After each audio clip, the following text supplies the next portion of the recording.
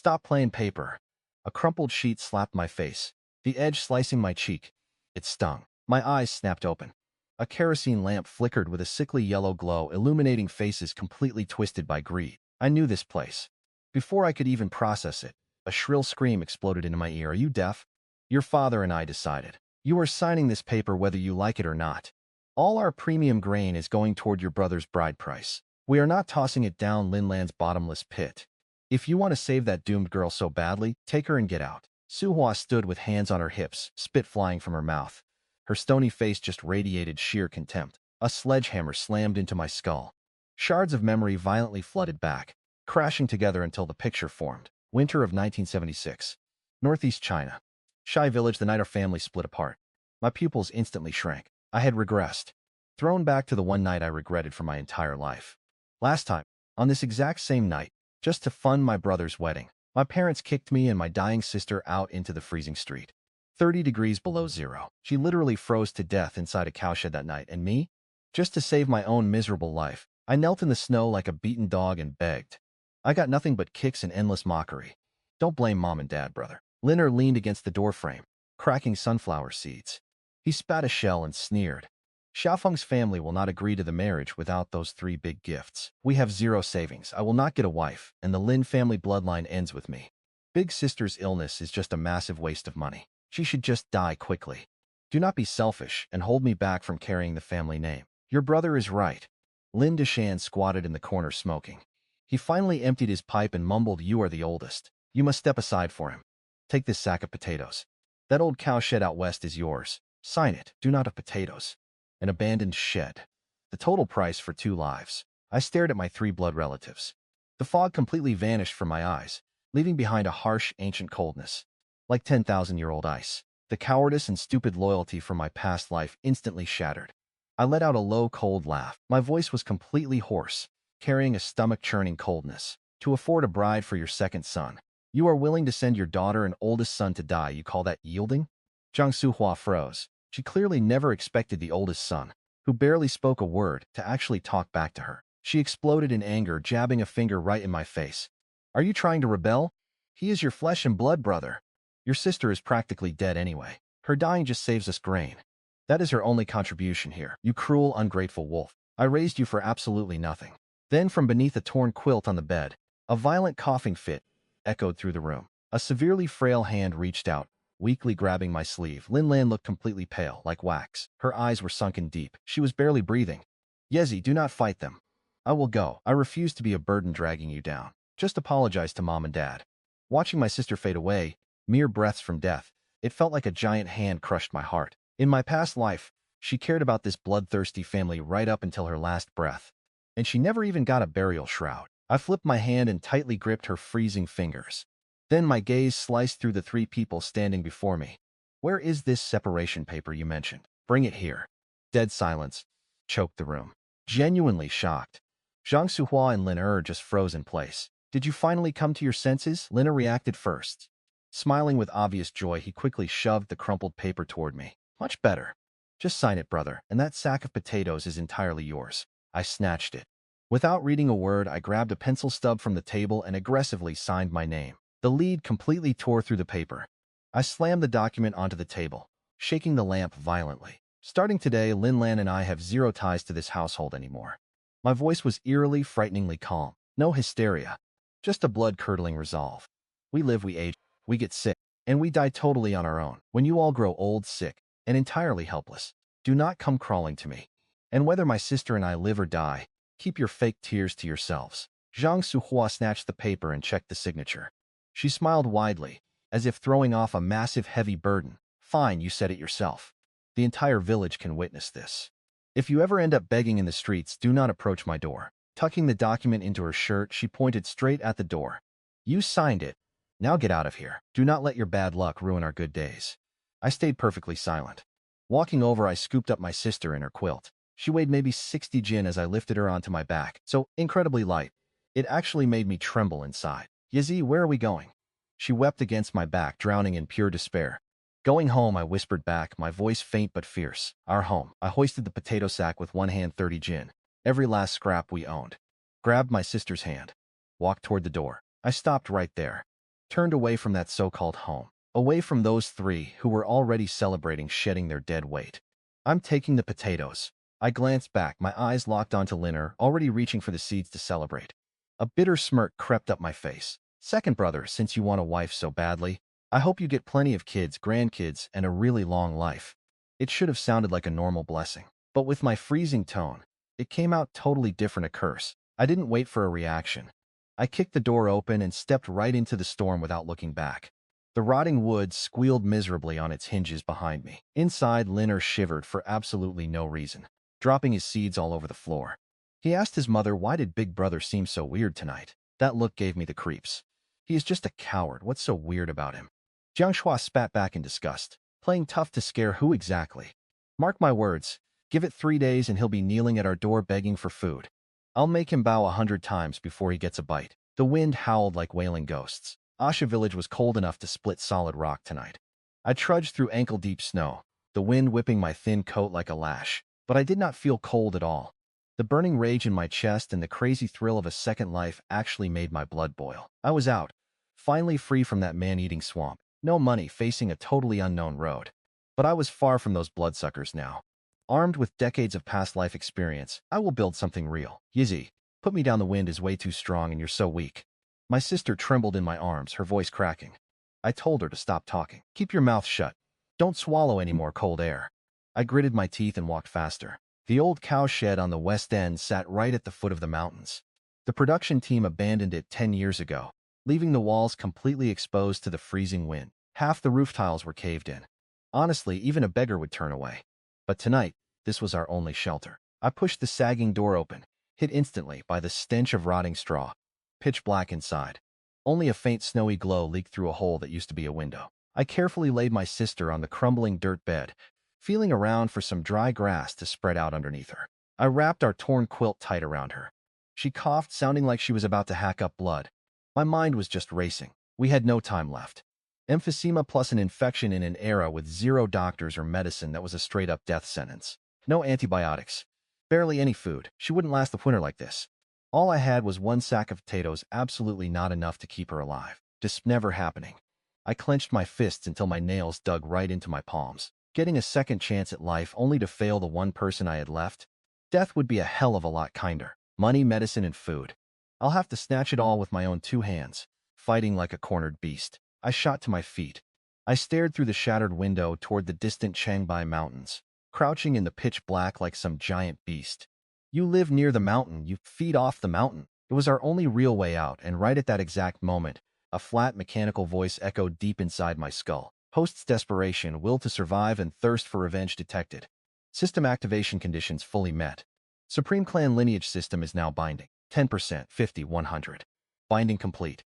I completely froze up, and then wild joy flooded right through me. The exact same thing I used to read about in web novels in my past life, a cheat skill. It finally showed up.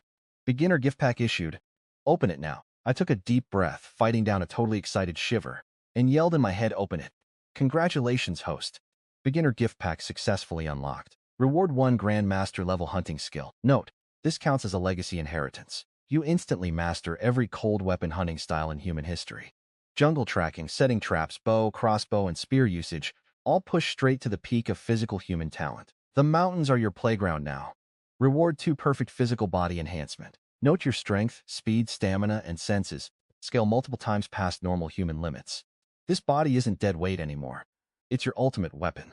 Before I could even process that, a burning surge like liquid magma ignited deep in my gut, rushing violently out to all my limbs. I groaned, gripping the dirt bed. There was serious pain, but somehow wrapped up in violent ecstasy too. Like every single bone inside me was shattering, just to be snapped back together.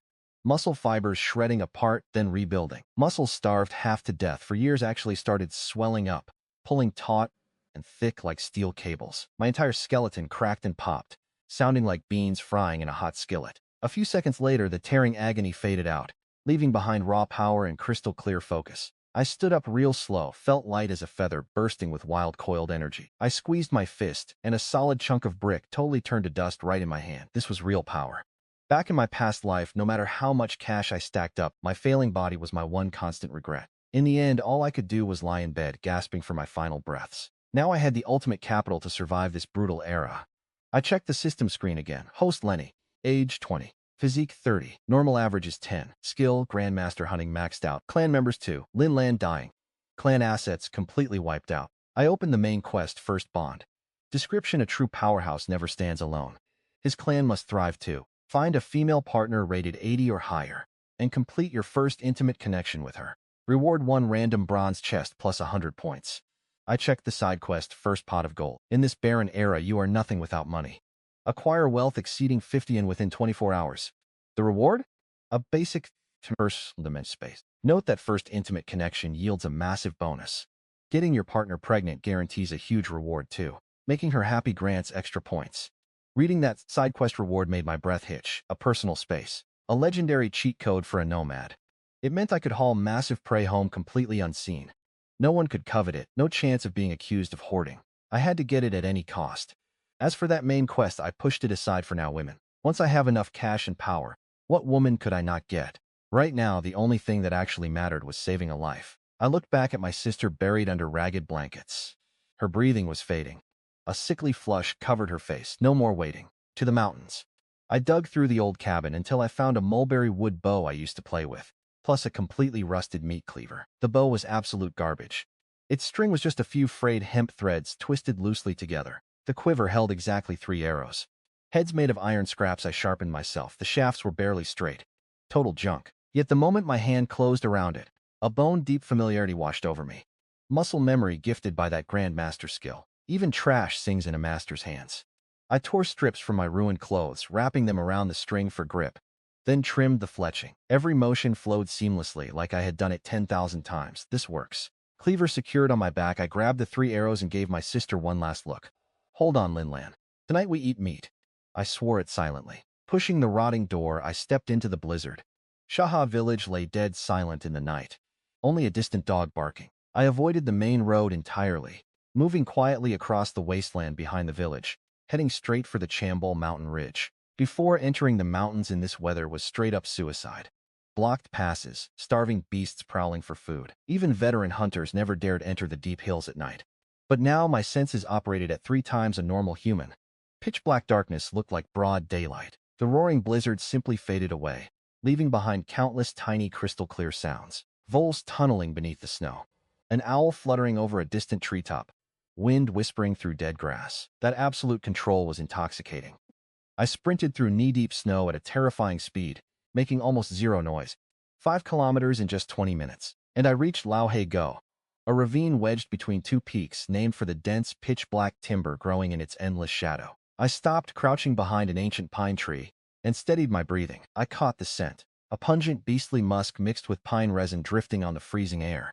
It was strong, a massive animal.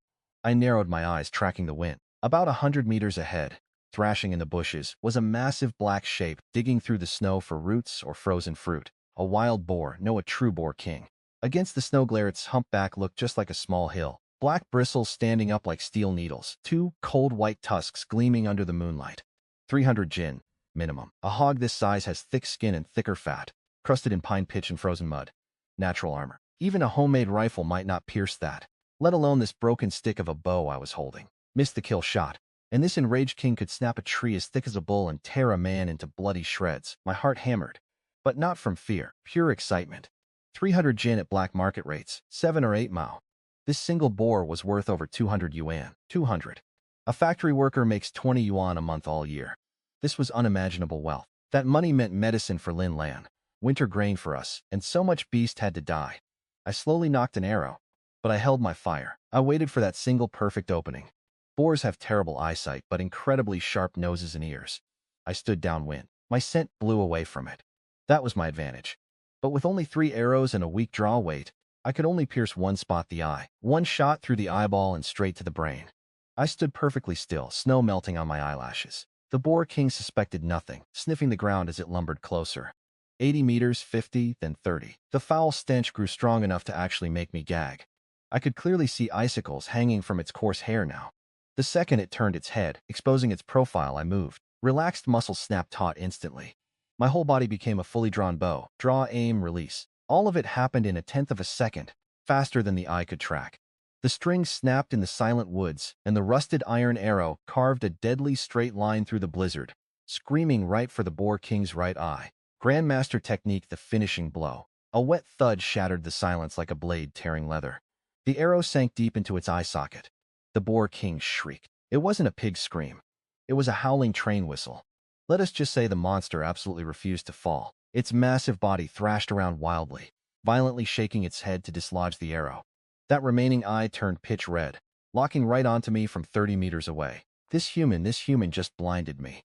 Then the ground beneath my feet started shaking violently. It stopped thrashing and dug its hooves into the soil, blowing hot steam as it lowered itself like a heavy tank.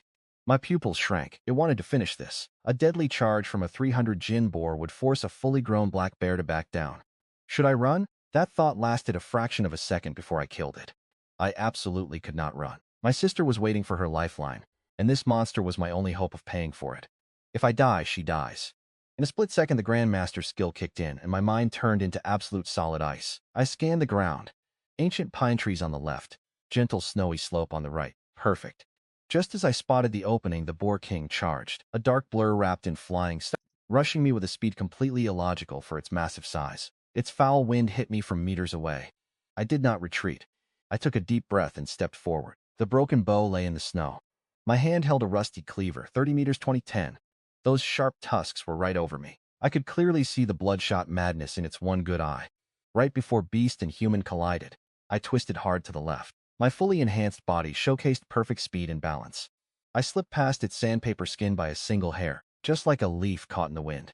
A deafening crash, unable to stop, the boar smashed headfirst into the pine tree behind me. The tree shuddered violently, dropping a snowy curtain over the beast. That brutal impact left it paralyzed for one precious second. My opening. Pouncing like a leopard, I landed on its neck, locking my legs tightly around that thick throat. I completely ignored its armored back. Instead, I aimed straight for the soft spot right where the thick neck meets the skull. Targeting the spinal nerve center, I drove the rusty blade down with every ounce of my strength. I will stop describing here. The massive beast convulsed, then collapsed into the snow like a falling boulder, carving out a deep crater. The crazed life faded from its bloodshot eye. It was finally over. I slid off, chest heaving like a bellows. Crushing exhaustion hit as the adrenaline finally faded away. But staring at this mountain of loot, I smiled. My first real smile since coming back. Sister, I survived. I rested my hand against the still warm, rough hide. 300 jin of meat, 200 yuan. The food to heal her. Everything was right here. Then, while staring at this massive corpse in the snow, something easily twice my weight, a highly practical problem suddenly hit me. How the hell would I haul this beast home? Steam rose from its body into the -30 cold, while a heavy stench of blood completely saturated the frosty air. Hauling it home? Not alone, not even with 2 strong men. Could I really drag a whole boar out of these deep hills? Plus, a full carcass draws attention. It would only bring endless trouble and extremely greedy, starving eyes. Looking at the cleaver buried in its neck, I realized the answer. I would butcher it here. Before today, this was completely impossible. Skinning and butchering a boar is exhausting, precise work. Even with all the right tools, a normal hunter could not cleanly finish this in half a day. But now the Grandmaster knowledge lived in my head like an encyclopedia, mapping out every single joint and tissue, and how to easily dismantle this huge monster. I grabbed the rusty cleaver, crouched down, and started working. First, drain the blood. A deep throat slit sent hot blood pouring out, freezing dark red against the snow.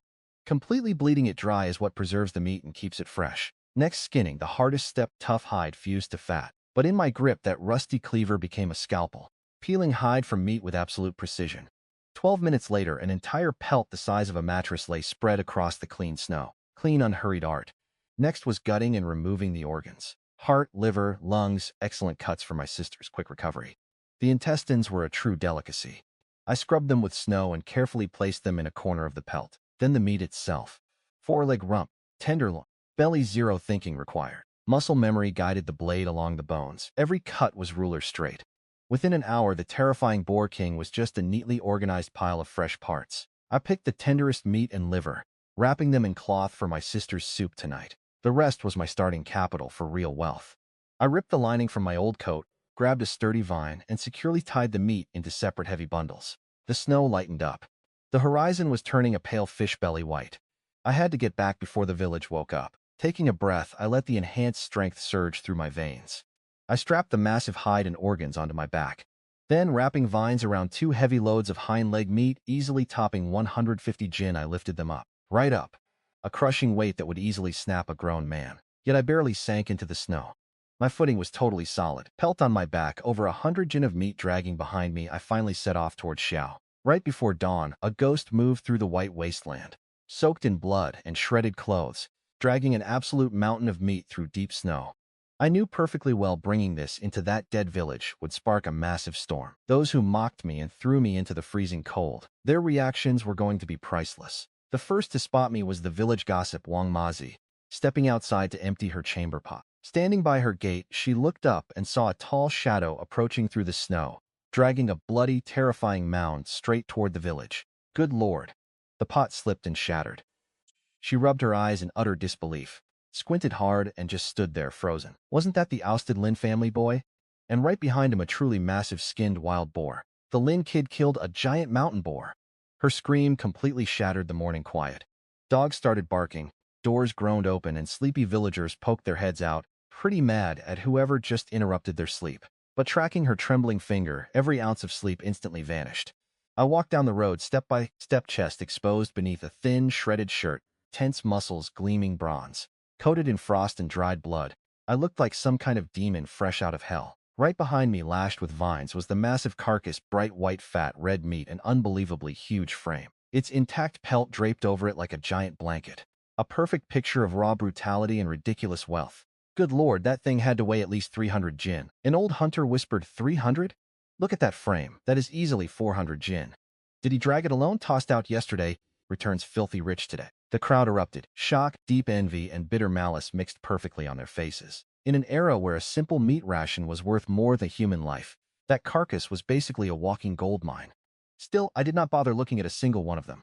With eyes like ice, I walked right past every shocked, greedy face in my path without pausing. I just kept dragging my prize straight through the crowd, heading for the abandoned cowshed out west. From start to finish, I only had one real goal in mind: getting my sick sister some fresh meat and a bowl of warm broth today. I vanished through the ruined cowshed door, but the shockwave I left behind rocked Shaha village like a massive Category 12 earthquake. The gossip spread like wildfire, and every detail quickly reached the Lin family courtyard out east, the very same house that threw me out last night. Zhang Suhua and Lin Deshan were eating watery porridge.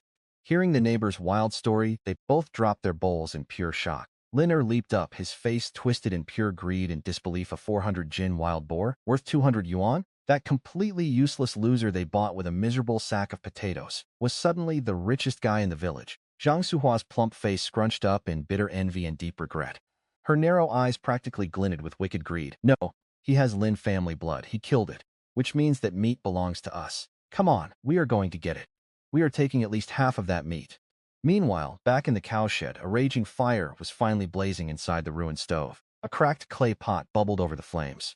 I dropped in thin liver slices, let them boil for 10 seconds until they changed color, then quickly fished them out. No scallions, no ginger, not even oil or salt.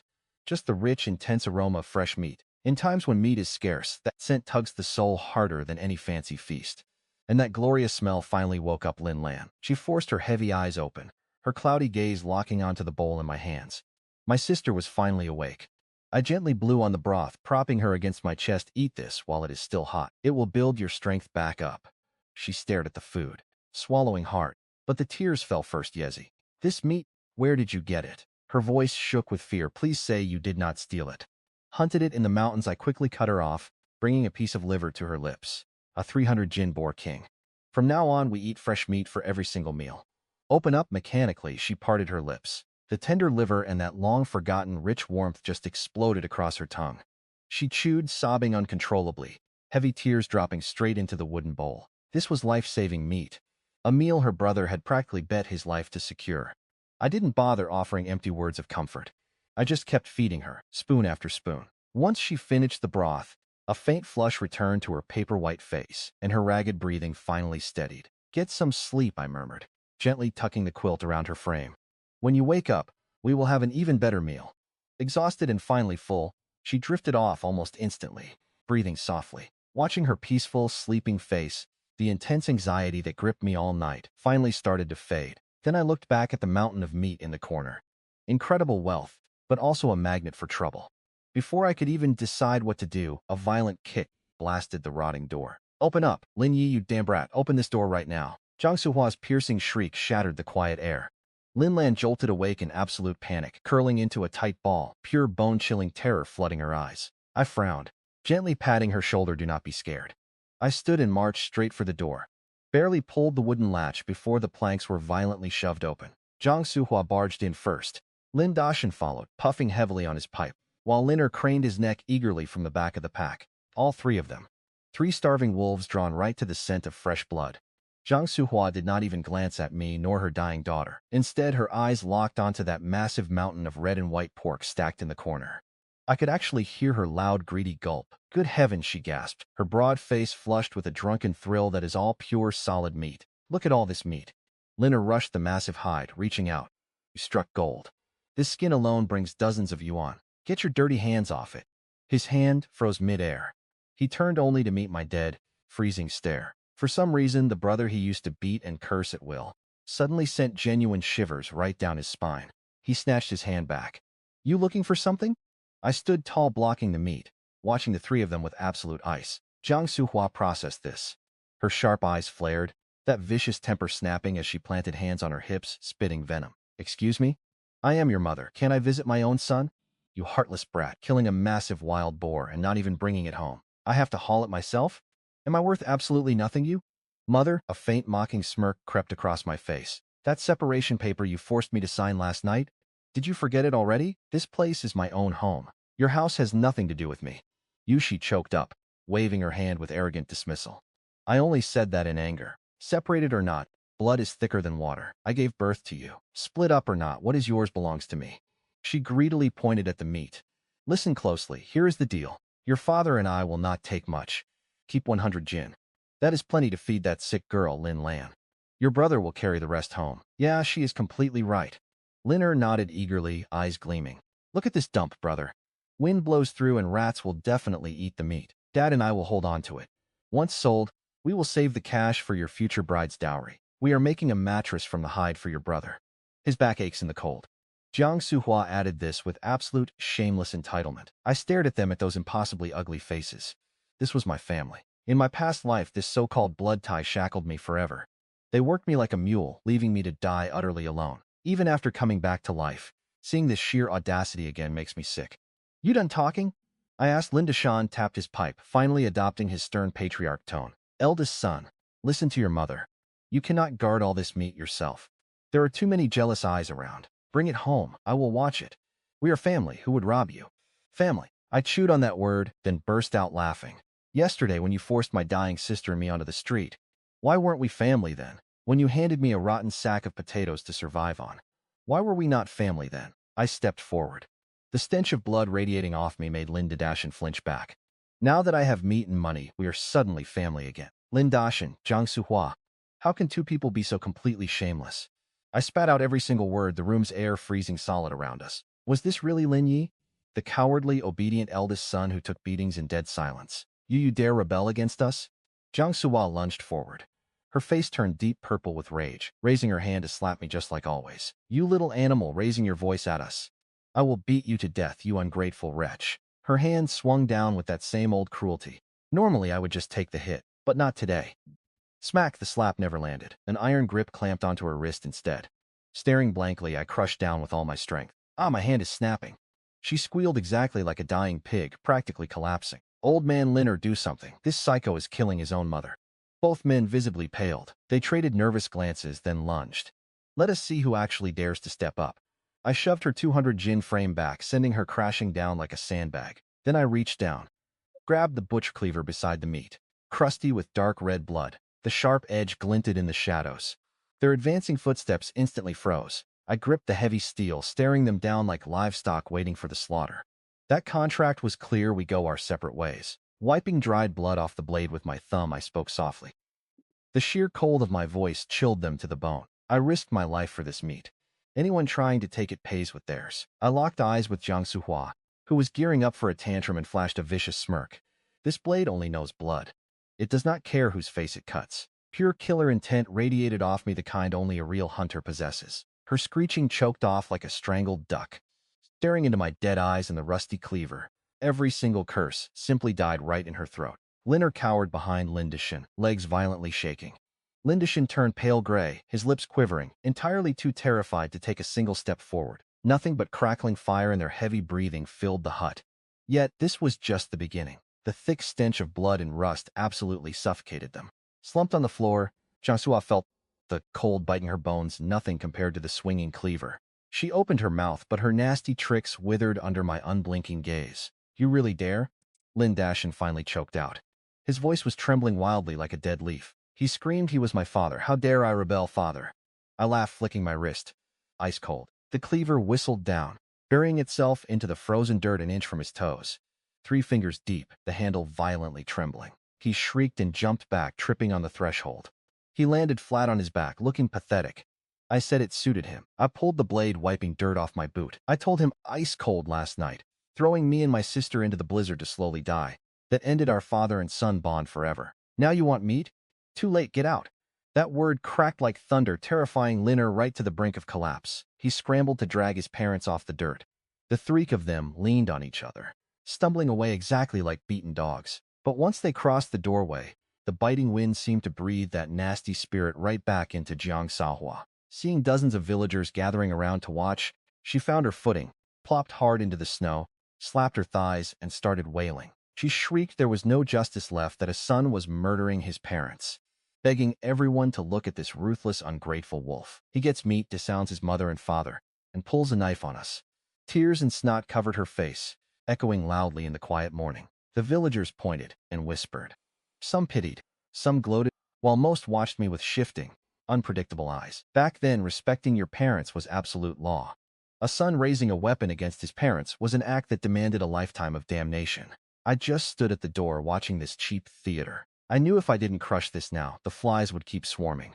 Cleaver in hand, I stepped into the snow. The whole crowd went dead silent. I stood right in front of her. No arguing, no trading insults. I simply pulled out the signed separation document, snapped it open, and held it high for everyone to see. I called out to Uncle Wang and Uncle Zhao, village elders who could read. My voice was quiet, but it reached everyone. I told them how last night during the storm, they traded my life and Lin Lan's life for 1 sack of potatoes. The document states it clearly: we live, grow old, get sick, and die alone. Everyone is on their own. A few older villagers stepped up, their expression shifting dramatically. It was totally absolute. It even said we wouldn't be buried in the family plot. With ties severed, we were 2 completely separate families now. I folded the paper, scanning the crowd. I told them I would settle this right now. Turning around, I dragged the cleaver hard through the snow, carving a deep border. A line dividing me from the 3 Lin family members and everyone watching. This is my home. Every ounce of meat and blade of grass inside I paid for with my life. And whoever crosses this line to take my things or bully my sister, I planted the blade on that line. My voice was freezing, eyes locked dead on Jiang Xiaohua, the one screaming loudest of all. Will find this blade only knows blood and cares for nobody. Her wailing abruptly stopped like a choked duck. She knew I meant every word. If she kept pushing, this lunatic would actually strike. The onlookers were completely stunned into silence too. The weak Lin Yi was gone forever. Standing here was a hardened man nobody dared cross. Get out. That was my final word. Lindishan's face turned completely purple, realizing today was a total loss. He grabbed the stunned Jiang Xiaohua and Lin shoving his way through the crowd to escape. I felt absolutely nothing watching them retreat. Then I turned right back to the villagers still loitering around the snow. I told everyone to scatter. I added that anyone with a real need or craving some meat could bring something to trade. But I don't shelter freeloaders and I tolerate 0 ingrates. Their eyes instantly lit up, trading for meat that was actually amazing. Just like that, the heavy tension vanished. Several villagers pasted on flattering smiles, calling out respectful goodbyes before drifting away in small, quiet groups. With that one single confrontation, I permanently secured my footing in Shahai village. Tough enough holding the meat and getting things done. That was the raw status power brought. I didn't rush back inside.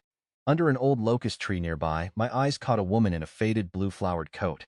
She was holding a little girl, maybe 3 or 4, watching timidly. She was absolutely stunning. An oval face, peach blossom eyes, and a soft southern gentleness that even the pallor of severe hunger couldn't hide. Her thin coat looked miserable in the wind. The little girl beside her had a runny nose from the freezing cold. She stared wide-eyed at the dripping pork in my hand, quietly sucking her fingers. Li Xulian, the village's beautiful widow. The memory hit me instantly. Her husband died on a construction site. Her in-laws stole the compensation.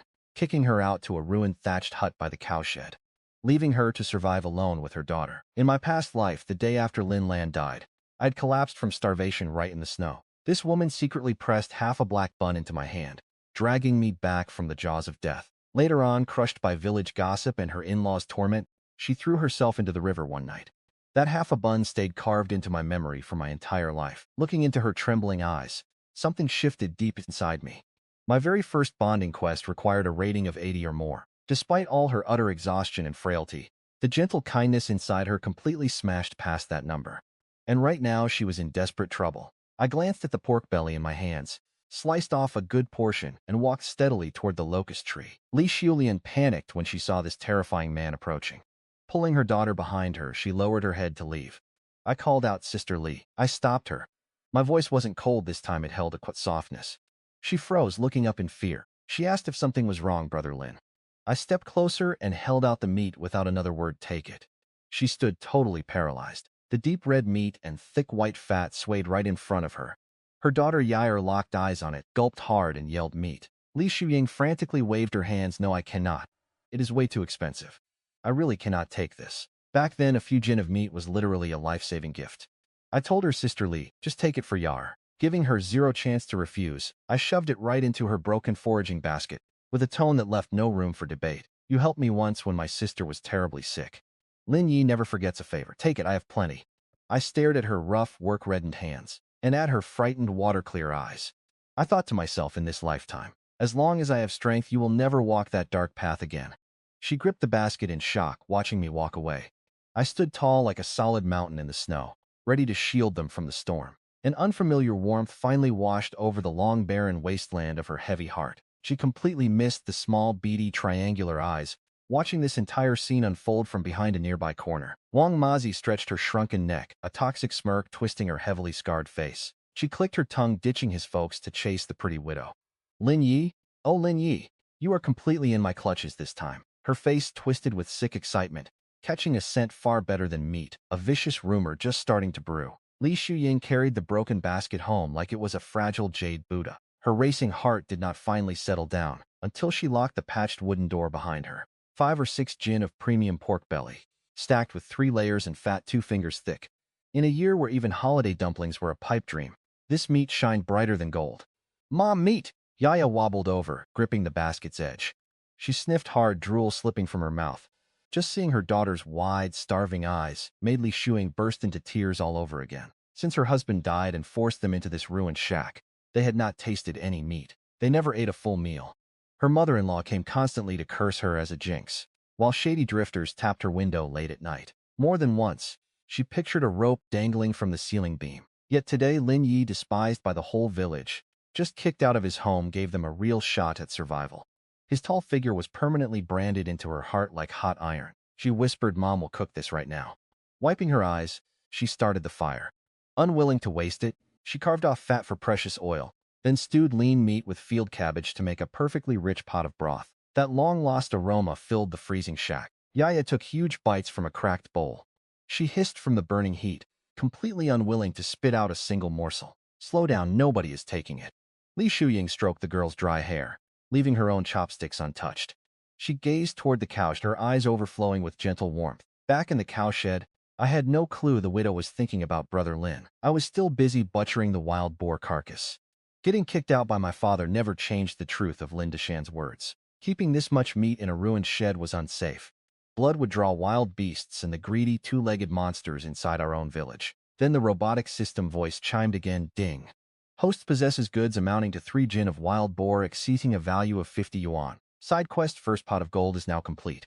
Reward issued basic spirit spring space plus 100 points. Properties include 1 mu of black soil, roughly 666 square meters, plus a life-giving spirit spring. Note, the climate inside remains temperate all year round. Crops grow 10 times faster. The spring water can purify bone marrow, cure diseases, and fully ripen any plant. No living creature may enter except the host. My hands stopped moving. My pupils instantly shrank. Not just basic storage, an entire mu of land and a spirit spring. With one thought, my mind was pulled into a bizarre space. Gray mist hung above. Beneath my feet sat a vast expanse of gleaming black dirt, smelling of rich earth. So fertile, a handful might literally drip with oil. In the center sat a stone wash basin.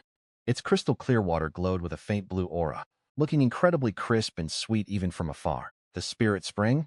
I squatted and drank a handful, cold and sweet. The second I swallowed, it became a warm current surging through my body.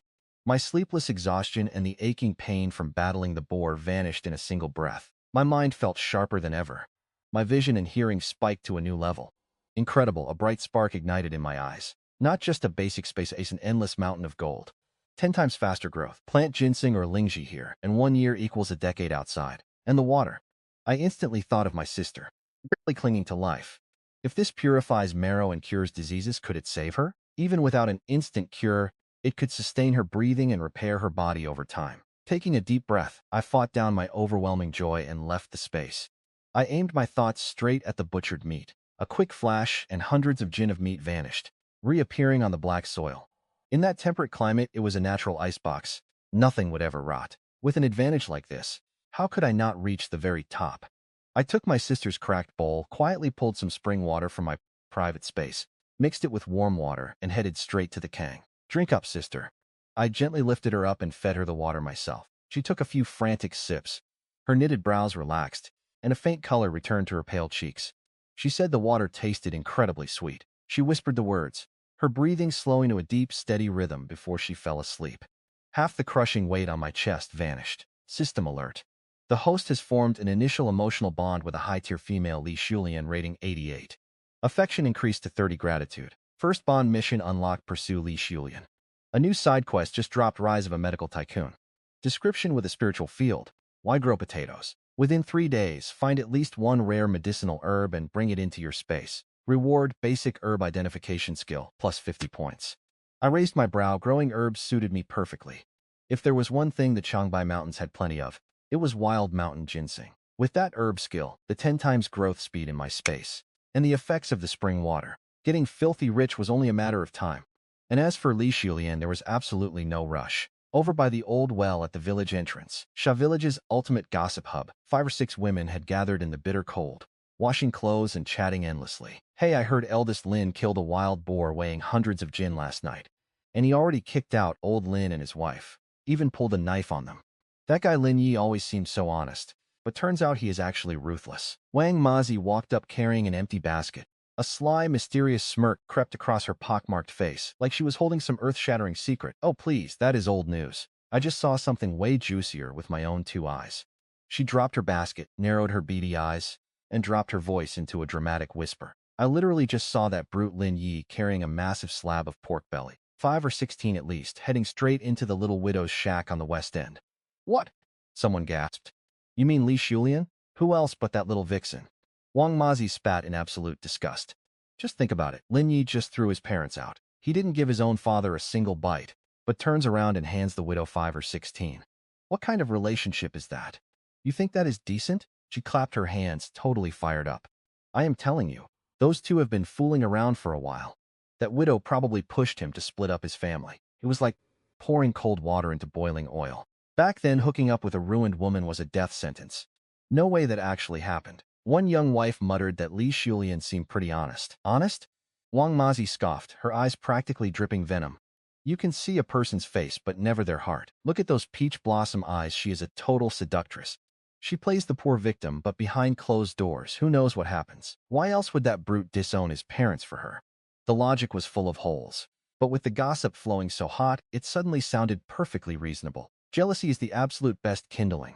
They were all starving and broke. So why should that little widow get to eat meat? In just half a day, rumors about Lin Yi and Li Xiaoyan having a dirty affair buzzed like flies, creeping into every single house in Sha Village. And this played right into one man's hands. Standing at the edge of the crowd, the village accountant Xiao Dajiao was eating this up. He pushed his glasses up, a wicked glint flashing behind the lenses. He had lusted after Li Xiaoyan for ages, using his position to make hints more than once, but she always rejected him. He thought she was actually pure, but here she was happily taking Lin Yi's meat. So Li Xiaoyan playing the virtuous widow. When in reality I just wasn't offering enough cash. Watching Wang Mazi's overly excited face, a filthy scheme took shape in his mind. You love tearing down a ruined woman? Then let me help you completely destroy her. He turned and quietly shadowed Wang Mazi as she headed home. Xiao Dajiao was a man of action, especially when it involved stirring up serious trouble. He caught up with her right behind the twisted old tree at the village entrance. Sister Wang, you seem in a fantastic mood. He pushed up his glasses, pure cunning shining in his eyes. She jolted in surprise. Oh my, Accountant Zhao. I was just heading to the brigade office to sort the ledgers? He gave a cold, hollow smile. I am looking at someone who just got sold, yet she is still counting the buyer's money. I figured I should probably warn you. Her beady little eyes narrowed at the strange comment. What do you mean, Accountant Zhao? Who got sold? He checked his surroundings, dropped his voice, and leaned in close. I overheard your little chat at the well. You claimed Lin Yi and Li Xiaoyan are having an affair. And there is absolutely no lie there. I saw the meat go in with my own eyes. The meat went in, but what about the man himself? He asked the question slowly.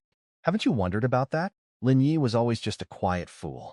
How did he suddenly get bold enough to pull a knife on his own family while treating that widow so incredibly well? She blinked. Are you saying? But he just tossed more fuel on the fire. Think about it. If Lin Yi is backing Li Xiaoyan now, is she going to let you trash her name anymore? Will she let the village keep pushing her around? Sister Wang, you will have to cross the street just to avoid her. Those words struck a deep nerve. She loved bullying Li Xiaoyan. More than anything, it made her feel important. Seeing that wretched woman rise up would make her sicker than swallowing a live fly. Spit that would only happen in her dreams. A ruined woman wants to turn the whole world upside down? Cursing at her will not work, Xiao Dajiao said in a quiet tone. We need to spread the rumor with precise details, so everyone buys it completely. Best of all, it actually happened. She rolled her eyes.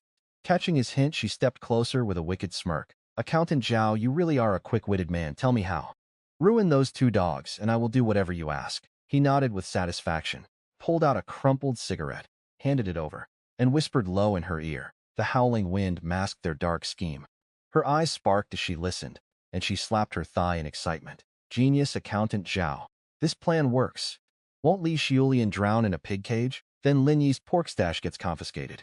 As for Li Xiaoyan, a lustful gleam flashed behind his glasses. A fallen woman needs discipline. They shared a dark smile, then parted ways. In an era starved for entertainment, rumors spread much faster than the plague. By dinner time, the village shifted. Lin Yi giving Li Xiaoyan meat became the hottest gossip on the east side. He spent 30 minutes in Li Xiaoyan's hut.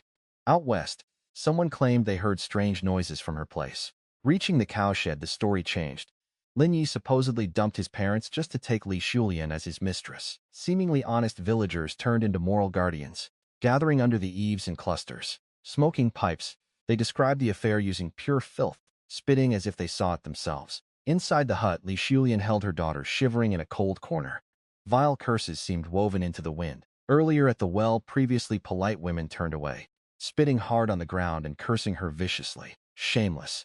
Egged on by adults, some kids threw dirt clods at her window, calling her a fallen woman. Mom, why are they throwing things?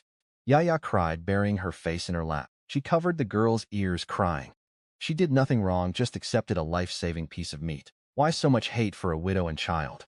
She looked out the window toward the cowshed. Did he know? What would he think? Would he label her as trouble and avoid her forever? That thought crushed her. More than any curse, she dreaded seeing disgust in his eyes. Inside the cowshed, I shut out everything and focused on my sister. An hour after drinking the spring water, the effect was stronger and gentler than I ever hoped. Her waxen pale face gained a healthy flush. Her rattling breath vanished, replaced by steady breathing. Bruises on her withered hands faded, her skin gaining color. Then she coughed. Her eyes fluttered open, the cloudy haze gone. I want to eat, brother. Her voice was weak, but the dying edge had vanished. I am so hungry, heavenly music from someone so severely sick. Eat, and you'll live. Overjoyed, I slipped out, grabbed cooked meat from my space, diced it up, and fed it to her. Eat slowly, sister. We will never starve again. She ate and slept, finally lifting that weight off my chest. This spiritual water is a true miracle. No instant cure exists, but steady drinking rebuilds her. We've basically beaten half the sickness. Stable, I cracked my stiff neck. The medical quest gave me 3 days. Tomorrow I had to push deep, finish the tough quest, and figure out how to flip those resources into cash. Broke means paralyzed in this era. I stepped outside into dusk and wind-driven snow. Stepping out for firewood, I sensed something wrong. Villagers stopped, pointing and whispering. Look, it's Lin Yi. Look at that evil face. No wonder he pulled a knife on his own dad. Hear about him and the neighbor? The low whisper hit my sharp ears like a shout. I shot them a cold glare. They shut up instantly, scattering like scared rabbits. But I caught the keywords widow, fallen woman, and pork. I am no fool. After decades in a past life, what human malice haven't I seen? Someone was clearly spreading rumors behind my back, targeting me and Li Xiaoyan. Zhao Suhua and Lin Yi? I shook my head. They were openly corrupt. They aren't this sneaky. This hidden character assassination reeks of idle village gossip. I stared at the widow's dark window next door. Not a single light. The dead silence made my nerves crawl. I pictured her shivering in the pitch dark. Blind rage flared. If this filth only targeted me, I wouldn't care. I was already the village outcast. But slandering a widow and child was pushing them towards certain death. I crushed the firewood, knuckles turning white. But I didn't explode. Back then, slander was a deadly, bloodless knife. Explaining makes you look guilty.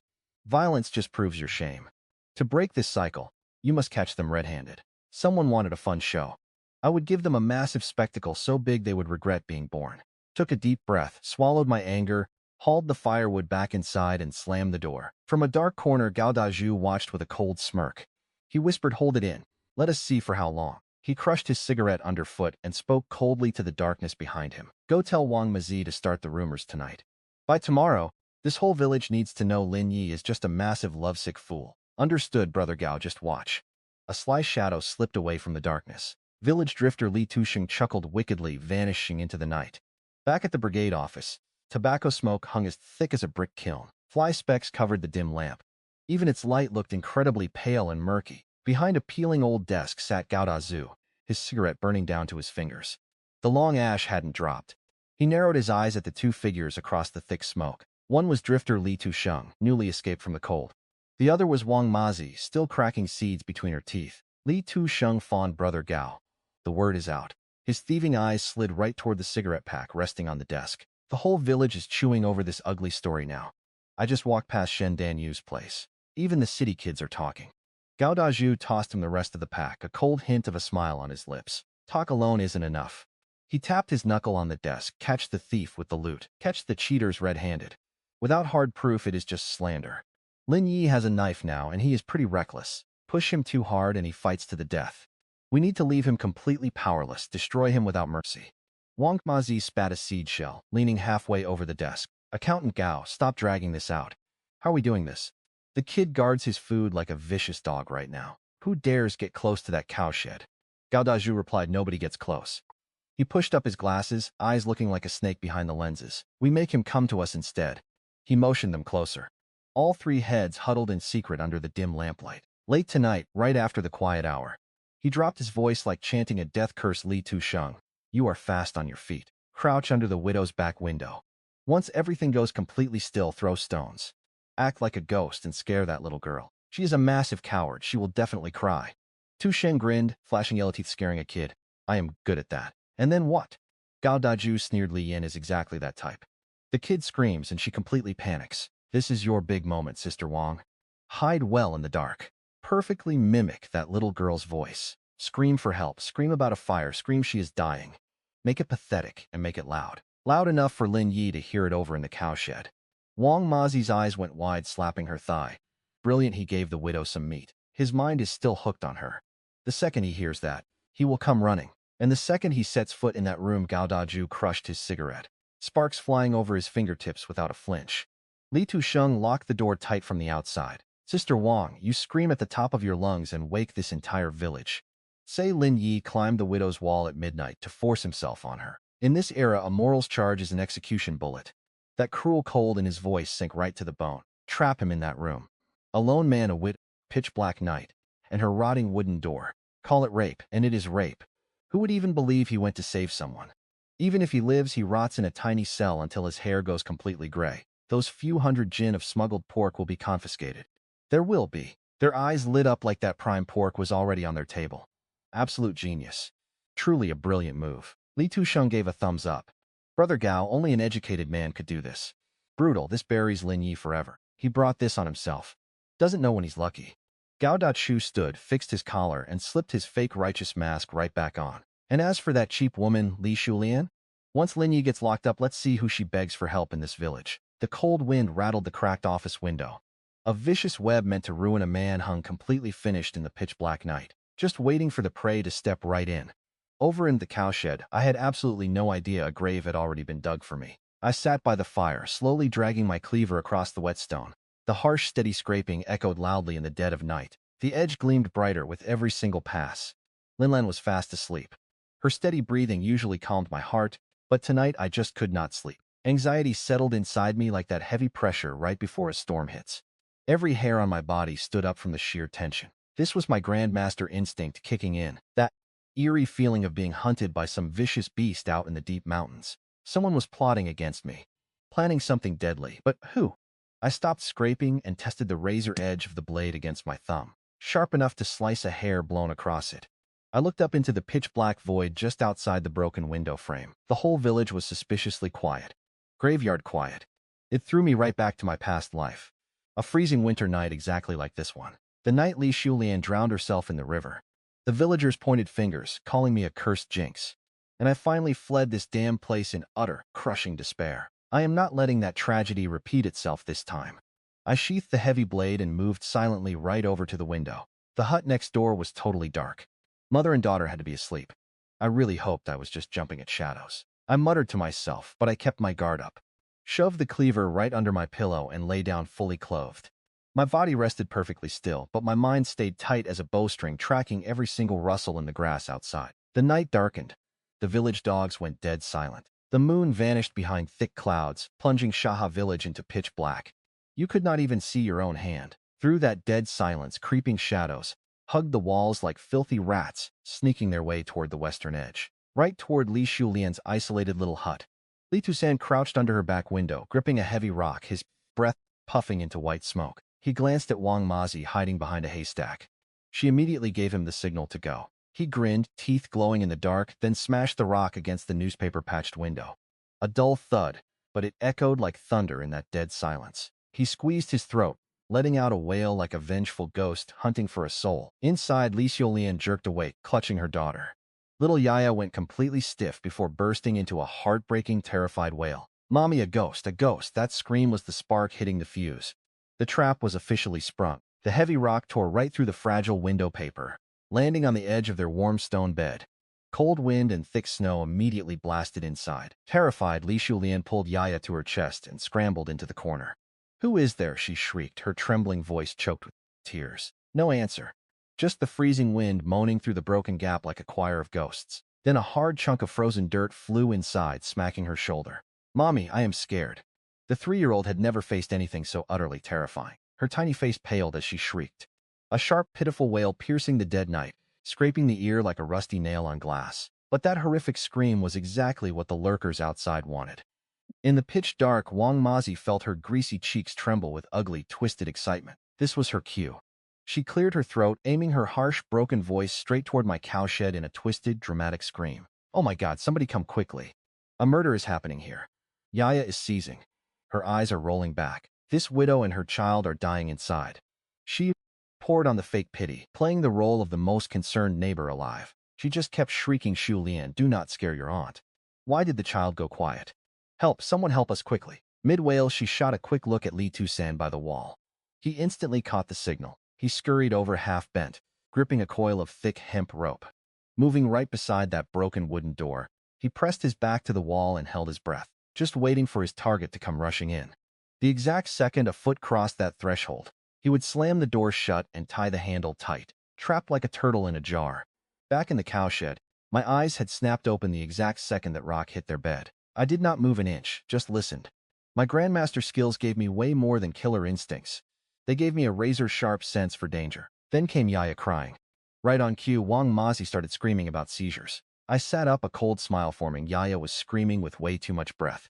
Clearly, she was just a terrified kid. Nothing like the weak cry of a sick child having convulsions. And that miserable old hag Wang Ma, dead, just happens to be awake past midnight, lurking by their exact wall, and instantly diagnoses the child. Such blatant stupidity. So incredibly stupid. Yet behind this foolishness hides clear, murderous intent. If I were a reckless idiot, I would sprint over to save the dying kid without a single doubt. The exact moment I step into that room, I pictured the barely warm bed, then the cold cleaver under the pillow. Moral depravity. Those exact words echoed right through my mind. In this miserable era, that charge would completely destroy me, crushing any future I had left. A brilliant plan. I whispered to myself while something dark and violent stirred behind my eyes. "You want to play? Let's play a bigger game." Without any lights. In the darkness, I slipped on my cotton shoes, tucked the cleaver behind my back, and quietly opened the shed door. The icy wind sliced my face like a blade. I stood calmly in the snow, not running in a panic like old Wang Mazi hoped. I just lowered my head a little and carefully scanned the ground. To normal eyes, this dark night was a wall. But to my enhanced eyes, those fresh footprints scattered across the snow looked like black ink on white paper. Trail headed toward the widow's back window, the rock thrower. One trail hid behind the nearby haystack that screaming hag Wang Mazi. And one more path, I traced it slowly, stopping at the shadow right beside the widow's front door. There I caught very faint, muffled breaths. A venomous snake hiding in the grass, jaws open, waiting for prey to step close and strike. It was Li Tusan. The cheap tobacco smell exposed him instantly. The village tramp and Zhao Diju's obedient dog. The guy pulling the strings behind all of this is Zhao Diju. Everything made perfect sense now. Wang Mazi's wailing kept going, sounding even more pitiful than before. Lin Yi, where the hell did you die? You gave her meat, so why not save her life now? That kid is barely holding on. She was weaponizing morality, using everyone in the village to force me to reveal myself. If I stayed, rumors would say I cold-heartedly left them to die. If I went, it would look like a midnight home invasion and attempted assault. A total dead end with no way out, a truly vicious plan. But unfortunately, they got one thing wrong. The Lin Yi standing here is not the prey at all, he is the hunter. I adjusted my collar, faked a panicked look, and rushed straight toward the thatched hut. The snow crunched loudly under my shoes. Wang Mazi finally saw my tall figure appear. She almost slapped her own thigh in excitement, quickly flashing a signal over to Li Tusan. He gripped the rope tightly in the dark, palms sweating, eyes locked on my feet.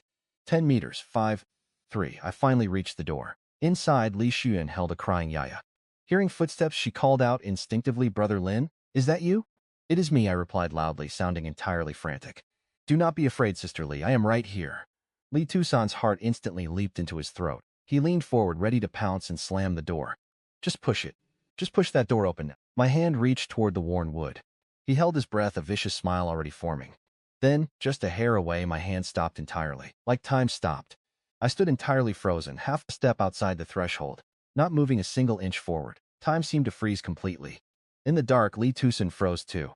That ugly smile stuck on his face, completely torn between rushing out or continuing to wait in silence. Far away, Wang Mazi mouth wide open, forgetting to wail. What the hell is happening? Go inside. Go inside. Damn it, but right in the middle of that dead, suspicious silence, I suddenly yanked my hand back. I turned around, facing the pitch-black village road. I filled my lungs and unleashed a thunderous roar like a bronze bell, instantly shattering the entire village's quiet silence. "Wake up! Get up, all of you! Sister Li's house is being attacked. A man here is trying to kill someone." My enhanced physique projected that shout through the dark, easily 10 times louder than Wang Mazi's dry wailing. A roar loud enough to shake snow off distant treetops. Li Tusan lost his mind. Wang Mazi's brain froze. Even Li Xuyan, who had almost opened the door, was completely paralyzed. I gave them zero time to react. "Accountant Zhao Mayor, bring the men quickly," I heard it. "The thief is hiding under the wall here. He has a knife. Catch the killer."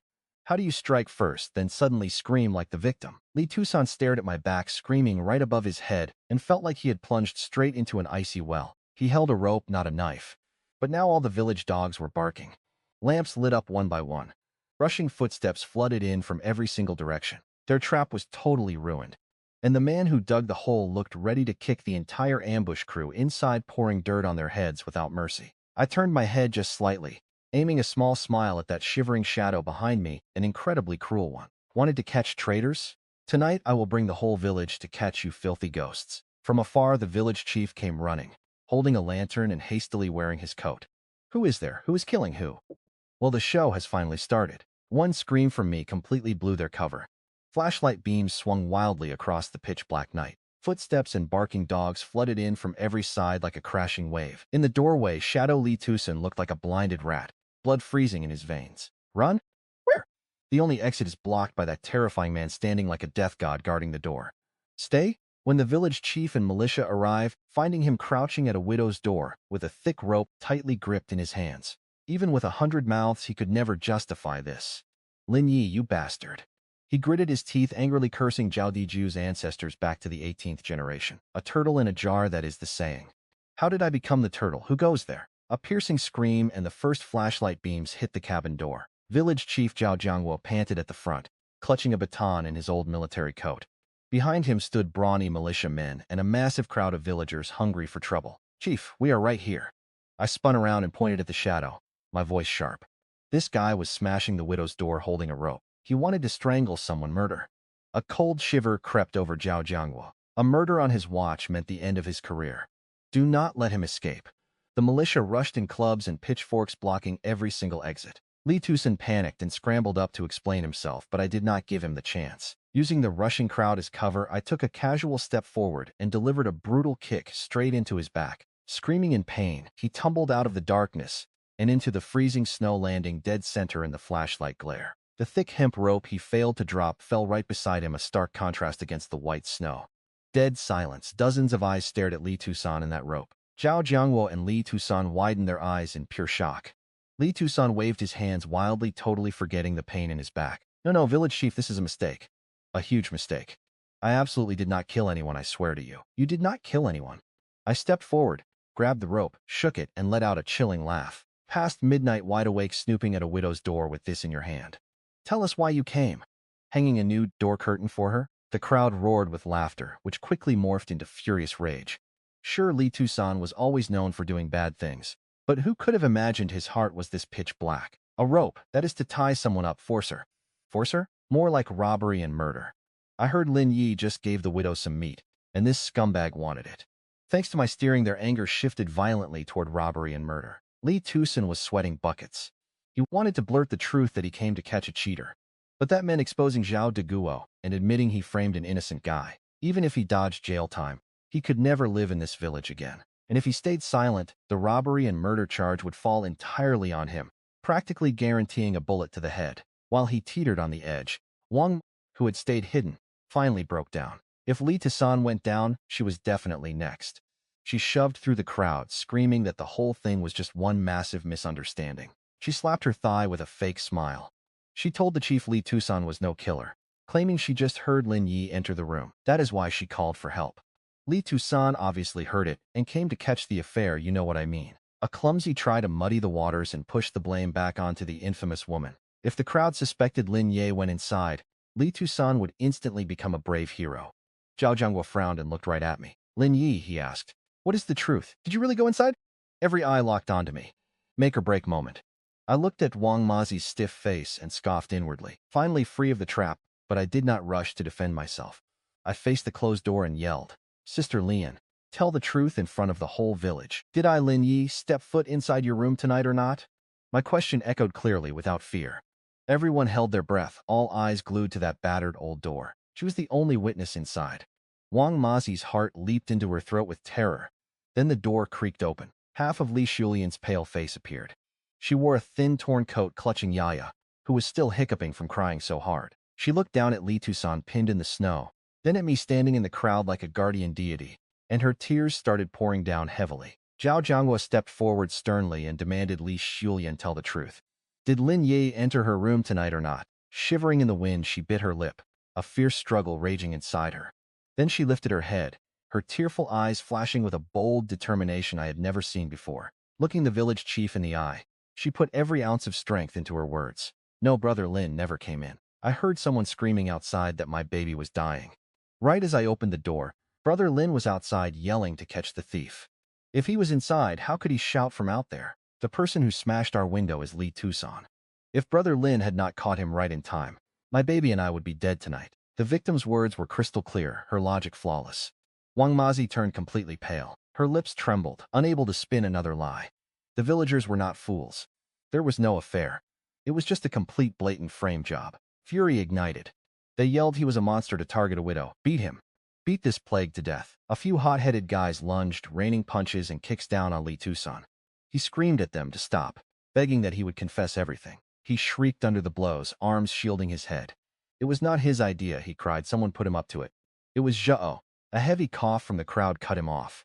Not loud, but carrying a hidden gut-wrenching authority. The words caught in Li Zushan's throat.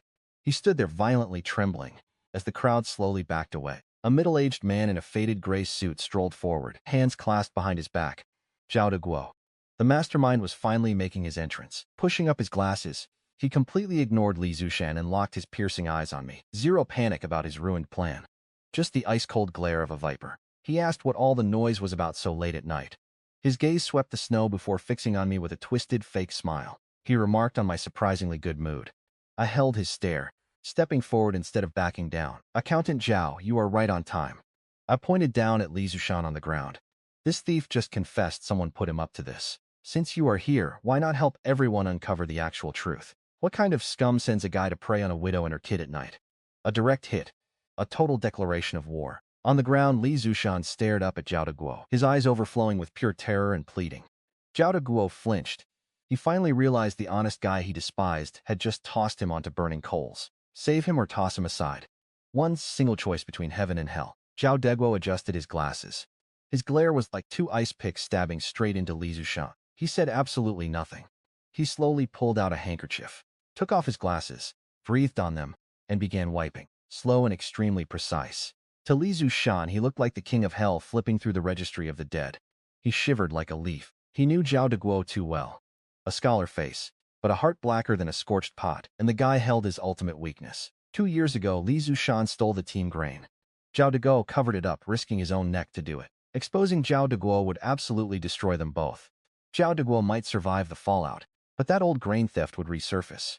For Li Zushan, that guaranteed a bullet to the head, but if he took the fall alone, Zhao Deguo might just remember the loyalty and bail him out later. Li Zushan, slipping his glasses back into place.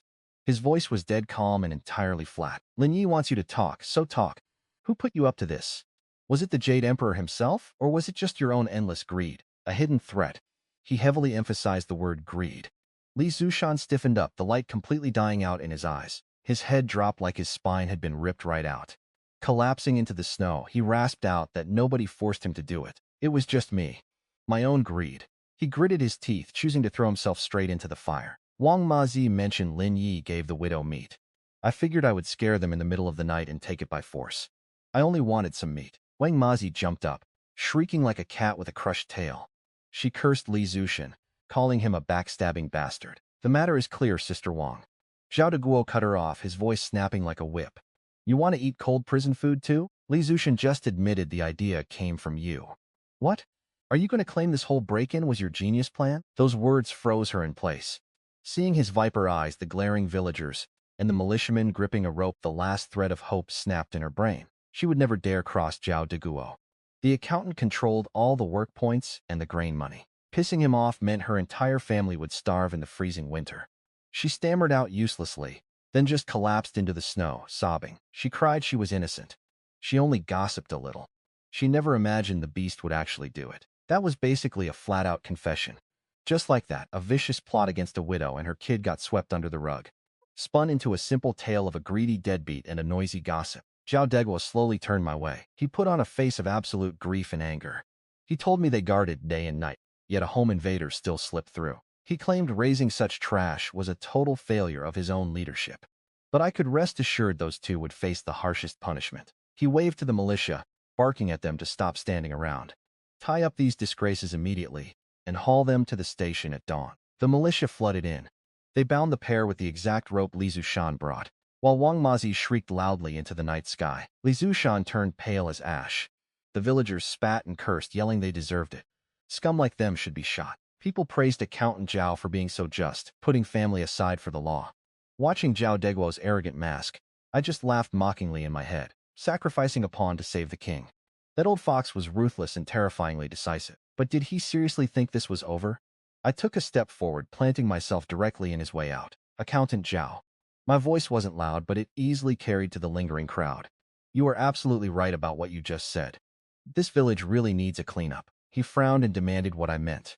Oh, nothing much, I replied. I pointed at Li Zushan, then Wang Mazi before locking my piercing gaze right onto Zhao Deguo. I just find it strange. Li Zushan is, a Wang Mazi is a loudmouth with absolutely zero courage. How could these two idiots pull off such a flawless plan? Smashing a window, screaming for help, and even prepping a rope to bar the door shut. I stopped talking, my glare cut like a razor. That doesn't sound like a simple random whim. It was like someone coached them step by step. The villagers caught on, and the whispers started rising all over again. Right. Li Zushan might steal a chicken, but this level of scheming was way out of his league. No way a pig brain like his planned this alone. Zhao Deguo finally lost his composure, his fake calm cracking. He snapped, Lin Yi, you need proof for those words. He kept his voice low, hiding an obvious panic, throw wild accusations around. And you'll pay for it. I shrugged and flashed a wide smile. Oh, I have zero proof, just thinking out loud. You are the educated one, Accountant Zhao. You see the hidden truth way better than us simple villagers. Right? Calling him an educated man was a direct stab. I never dropped a name, but I planted that seed of doubt in every villager, and that was enough. From now on, people would watch Zhao Diju closely. For a village official, that shattered trust is a death sentence. He glared hard, chest heaving twice, then scoffed coldly and spun around to leave. Take them away. Break it up. That is enough for tonight. Go back to bed. Zhao Yangwu felt the suffocating tension. He quickly calmed things down and cleared the remaining crowd.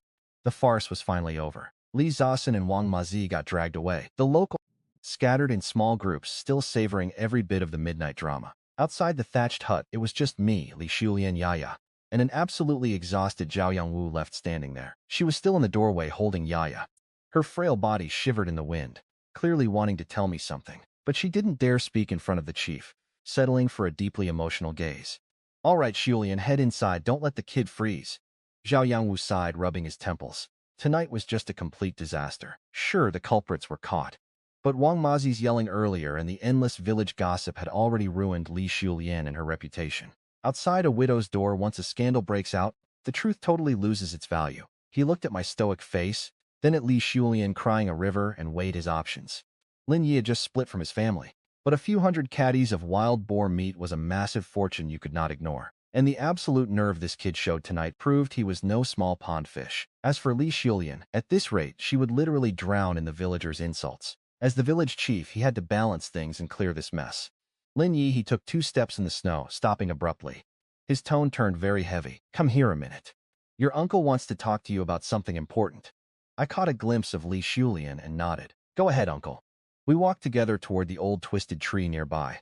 He pulled out his pipe, trying to light it, but the damp matches refused to spark. I pulled out a few matches, struck one, and cupped the flame for him. He took a deep drag, exhaling white smoke, then gave me this deeply complicated look. Listen, tonight is settled, but I have to be completely straight with you. Wang Mazi has a filthy mouth, but the whole village believed his words. Every eye is on you and Li Shulian. You are single. She is a widow raising a kid. Hanging around like this, even if it is pure as snow, the village spit alone will drown you both. I stayed quiet. He was right. In this era, your reputation is your life. So what are you thinking, uncle? I asked him back. He tapped out his pipe like a man who just made a massive decision. To kill this gossip entirely and block any further schemes from Zhao Diju. Your uncle thought of a proper way. He looked up, locking eyes with an intense gaze. You have all that meat now, and your standing is good. It is time to start your own family. Once you marry a decent woman, who would dare say you are after a widow? And nobody will keep staring at Li Shulian either. Start a family, I paused. A sent-down girl happens to live in our youth housing. Nobody dared to marry her because of her class background. She gets bullied there, making her situation even worse than Li Shulian. He dropped his voice, testing the waters. If you do not mind, your uncle will set up this marriage for you. Pretty and educated. Her only issue is a slightly cold temper. He looked at me. Su Xiaoya. You definitely know her. Su Xiaoya. The moment I heard it, her face flashed in my mind, absolutely freezing and clear as frost, yet breathtakingly beautiful. In my past life, her entire story was one massive tragedy. She was hounded in the village for her family background, eventually withering away and dying completely broken. I never expected this lifetime to turn this exact corner. The village chief was planning to use just one marriage to shut everyone up. Find me a proper wife, free Li Shulian, and solve Su Xiaoya's tough situation. All in one single stroke. Multiple birds with one stone. I rubbed my chin, my eyes flashing slowly. The main system quest was to expand the family. Li Shulian was my primary target, but the timing just wasn't right yet. And Su Xiaoya uncle about this. I raised my head, slow, heavy smile creeping onto my lips. Would she even agree to it? Under that twisted old tree, the ember inside his pipe quietly flickered on and off. Zhao Chenghua blew out a cloud of smoke, narrowing his eyes through the haze. Would she agree? I asked him. My memories of Su Xiaoya were crystal clear. The woman was as proud as the snow resting on Changbai Mountain. In my past life, she walked straight to her doom, dying before she ever bowed to anyone in the village. Marrying her off to a guy who just split from his family and carries a terrible reputation, plus expecting her to shield a widow from village gossip. Honestly, making an iron tree bloom sounded easier. Would she actually agree to this? Zhao Qingguo emptied his pipe ashes, his wrinkled face showing nothing but cold exhaustion. Kid, you are still pretty young. In these brutal years, surviving comes before absolutely everything else. He raised 2 fingers and waved them around. Su Xiaoya is a massive thorn in this village's side. With her family background, she falls right into the black category. Grain at the youth dorms is strictly rationed, and everyone works themselves to the bone. Nobody wants to share their food with an outcast. She ran out of rations 3 days ago. At this rate, she will not even make it through winter. She will freeze or starve. And if a transferred youth dies in my village, I take all the blame for it. He looked up at me, his voice taking on a sudden knowing edge. Right now you actually have plenty of meat. You have a solid roof to block out the biting wind. You have strength. To a drowning woman like her, you are a lifeline. Pride and saving face mean absolutely nothing to an empty stomach. I stayed quiet. He was completely right. We lived in a ruthless era where survival was the only real law. He kept talking, his sharp tone dripping with the sly cunning of a man who knew the world. She has a bad background while you come from poor peasant stock. A newly single guy.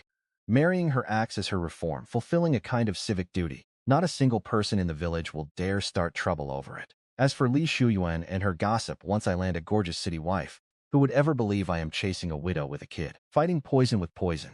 I use Su Xiaoya's bad class status to wipe away my awful reputation, and I use my strength to keep her from starving. Two broken pieces smashed together. The old man was incredibly sly, but his eye for people and his knack for solving problems were something else entirely. Fair enough, I nodded without much hesitation at all. I told him that if she agrees, I am on board. In my past life, I felt nothing but deep pity for Su Xiaoya. But in this life, with a golden chance to bring a future scholar and capable wife into my home, solving all my lingering problems at once, why would I refuse? Not to mention the system's main quest branching out her stats would definitely hit top tier. Zhao Qinguo slapped his thigh, thrilled, calling me a real man. No time like the present. Let us strike while the iron is hot and hit the youth dorms. If things pan out, I will write your recommendation letter tomorrow morning. The educated youth sent down to the countryside lived way up on the north side, stuck inside an old ruined temple. They had converted it into a dorm. Honestly, it was barely better than a cowshed. Wind howled through the crumbling courtyard walls like crying ghosts. Following Zhao Qinghua inside, the place was pitch black, broken only by one single beam of yellow lamplight bleeding from the west room. He stood right in the middle of the courtyard and coughed loudly. The door flew open. A young guy in glasses and a heavy coat peeked out.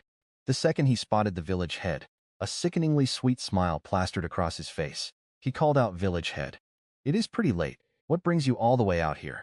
Come on in and take a seat." This was the dorm leader, Liu Weidong. Zhao Qingguo just waved him off with a hard scowl. "I am not sitting. Where is Su Xiaoya?" Liu Weidong stammered, his eyes darting away.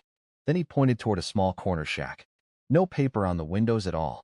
Just a hanging grass curtain covering the opening. He muttered that she was in the woodshed. Claimed she thought the rooms were too crowded and did not want to drag everyone else down. So she supposedly asked to move out there. Volunteered? Absolute garbage. Anyone with half a brain could see the truth. They had kicked her right out. I glanced at where he was pointing. That so-called woodshed did not even have a solid door. Just a shredded grass curtain. The wind was whipping snow straight inside. Staying in there was practically the exact same thing as sleeping outside in the snow. Zhao Qingguo did not call him out. He just scowled deeper and yelled toward the shack, telling Su Xiaoya to step outside for a minute. The village had official business to discuss. A few long seconds ticked by. Then a pale, almost transparent hand reached out to lift the curtain. A dangerously thin figure stumbled out, swaying weakly. Caught in the dim, messy light spilling out from Liu Weidong's room, I finally saw her clearly. She wore an ancient mismatched cotton coat, patch layered over patch. Her wrist poking out from the sleeve was nothing but bone. And yet when she looked up, my breath actually caught. She was beautiful. A fragile, shattering kind of starving beauty. Her skin had gone totally pale, almost like porcelain from lack of sun and food. Delicate storybook features. But it was her eyes that really hooked me. Absolutely freezing cold. Clear, stubborn eyes. Like a deep pool of winter spring water. Even standing right on the edge of the abyss, there was zero trace of a beggar's grovel in them. This was really Su Xiaoya, the high mountain flower. The girl who chose death over submitting in my past life, freezing out in the blizzard. She stepped right up to Zhao Qingguo. Not a single word. Her frail frame looked like a dead leaf trapped in the wind, ready to blow away at any second. The village head spoke up. Transferred Comrade Su. He sounded a little uncomfortable, despite all his village authority. Then he cleared his throat, pointing straight at me. "Let me introduce you to this young man. This kid is Lin Yi. He just recently separated from his family, and he is living totally on his own now." Her eyes shifted to me. Slow, entirely dead. Like I was just another millstone or a rotting tree out in the yard. The mayor pressed on, "Maybe you heard about Lin Yi's situation." Zhao Jingguo cut right to the chase. He hunted a wild boar. He has hundreds of pounds of meat at home, but lacks a wife to manage things. Hundreds of pounds of meat, her throat bobbed. A purely physical animal instinct, but her eyes stayed frozen. The village discussed this, he added, and you two match. Lin Yi has a stellar background with pure red roots. Marry him, and you answer the call to plant roots right here. Nobody bothers you about your background again. He paused, his voice turning dry and brutal. More importantly, marry him, and you get to eat your fill. Meat with every single meal. The air went dead. Over in the corner, Lu Weidong stared with wide eyes, absolutely burning up with sick jealousy. Meat every meal. Even county officials wouldn't dare dream of that kind of luxury. I kept my mouth shut. Just watched. Waiting for this fiercely proud woman to choose between keeping her dignity or staying alive. She stood in the falling snow, frost clinging to her eyelashes. Ignoring the chief, she locked eyes with me, piercing right through me, and asked if I wanted her. Her voice was faint, freezing, rough from silence. I held her gaze and nodded. Yes, she asked if I knew her real situation. I said I did. Su Xiaoya. The rest does not matter to me. A faint, bitter twist of self-mockery tugged at her pale lips. She shot a quick glance back at the wind-battered woodshed. Another look at Lu Weidong's face, twisted with jealous malice. Then her gaze returned to me. Deep down, something shattered in those eyes, and something entirely new took root in the ruins. She agreed. She never asked if I hit women. Never asked if she'd be humiliated. She didn't even bring up a bride price. On that freezing winter night, facing a total stranger she met minutes ago, she gave her answer. But this wasn't some simple surrender. Inside those winter-cold eyes, I saw a raw determination that unsettled me. The sheer ruthlessness of a person willing to toss themselves onto a gambling table like a poker chip, just to stay alive. Zhao Jingguo walked off grinning, looking like a man who just closed a massive deal. He shoved the recommendation letter into my coat, patted my shoulder with a gaze that deeply annoyed me, and tossed out one last line, take her home tonight. Can't leave our village bride freezing in that rundown shack. Then it was just me and Su Xiaoya alone in the yard. Harsh wind driving snow straight through our clothes. She swayed, clearly running on empty. I stepped up quickly, skipped the pleasantries, and grabbed her tight to stop her from hitting the dirt. Shockingly light. The second I touched her trembling frame, she went rigid. Do not fight this, I muttered. You want to survive? Then save your energy. She bit her pale lip and went totally still. She truly had nothing left. Besides, the second she said, yes, she basically sold herself. In her mind, enduring a buyer's rough hands was just a matter of time. I ignored Lu Weidong entirely, leaning down to just carry her away. She weighed almost nothing, like a snowflake about to melt in my arms. I carried her through the howling storm, straight into the sudden, flooding warmth of home. I set her on the heated bed, far away from the stove. A sudden shock from extreme cold to intense heat would only hurt her. Lin Lan was fast asleep, her breathing steady meanwhile. Su Xiaoya shrank into the corner. She stared around the warm, rundown room, a deeply complicated look crossing her face. Take the coat off, I said, tossing firewood into the stove without turning around. Her fingers trembled. Staring at my back, a flash of humiliation crossed her eyes, quickly buried under freezing submission. Slowly, she began unbuttoning that old, grease-stained, patchwork coat. She figured she knew exactly what came next, the other half of the deal. Bracing for it in total surrender, she shut her eyes, body pulling taut as a bowstring. I turned around, but I didn't do what she was bracing for. Looking at her starving, terrified, yet clinging to her pride, something twisted hard inside my chest. She wasn't some war prize to be claimed. In my past life, this very woman was hounded mercilessly until she died completely alone. Even reincarnated, exploiting her at rock bottom would make me no better than the very bastards who drove her into that freezing wooden shack. Cover up. I reached over and pulled her collar shut. A bit rough, maybe, but I never touched her. She opened her eyes, utterly stunned. I turned to a basket in the corner, my makeshift pantry. I pulled out a prime cut of cooked pork belly, then poured a heavy bowl of steaming soup. Eat this, I said. That savory smell hit her nose, instantly shattering whatever restraint she had left. She swallowed hard. Those clear, icy eyes locked onto the meat. Snatching it up, she ignored the blistering heat and scarfed it down with the frantic, desperate speed of a starving stray cat. Color slowly crept back into her face as she ate. A fine layer of sweat gathered on her forehead. I sat across from her, just watching. No lust, no hidden agenda. Just the quiet relief of watching life finally return to a broken body. She scraped the bowl clean and licked the last greasy traces from her fingers. Slowly, she lifted her head, and her gaze met mine dead on. Her face flushed red, realizing how aggressively she ate. You full? I asked. She hummed, lowering her head. It is late, and you are totally exhausted. I met her startled eyes, keeping my tone perfectly steady. You are in this house now, I told her, which makes you my wife. Getting your health back is the priority now. As for that other thing, we have a long road ahead. No rush. She went completely still. In an era treating women as mere property and baby-making tools, those words, no need to rush, gave her more real comfort than any sweet talk ever could. She hummed again, very softly. That tight string holding her body together finally went slack. Something shifted deep inside her cold eyes, a look I instantly recognized as genuine gratitude. Then the automated system voice, silent lately, chimed back in with a very cheerful electronic tone. Ding! Host has successfully female Su Xiaoya into the family. Though the final step remains incomplete, the bond is fully formed and belonging established. Clan potential has increased quite drastically. Congratulations on this major milestone. The clan expansion phase reward is now issued. Detected a severe shortage of host funds. Keeping the family afloat in this state is quite difficult. The special newlywed stability package is issued. 100 yuan cash, 50 jin of national grain coupons, 20 industrial coupons, and 2 zheng of cotton cloth coupons. Reminder starting the Medicine Tycoon side quest.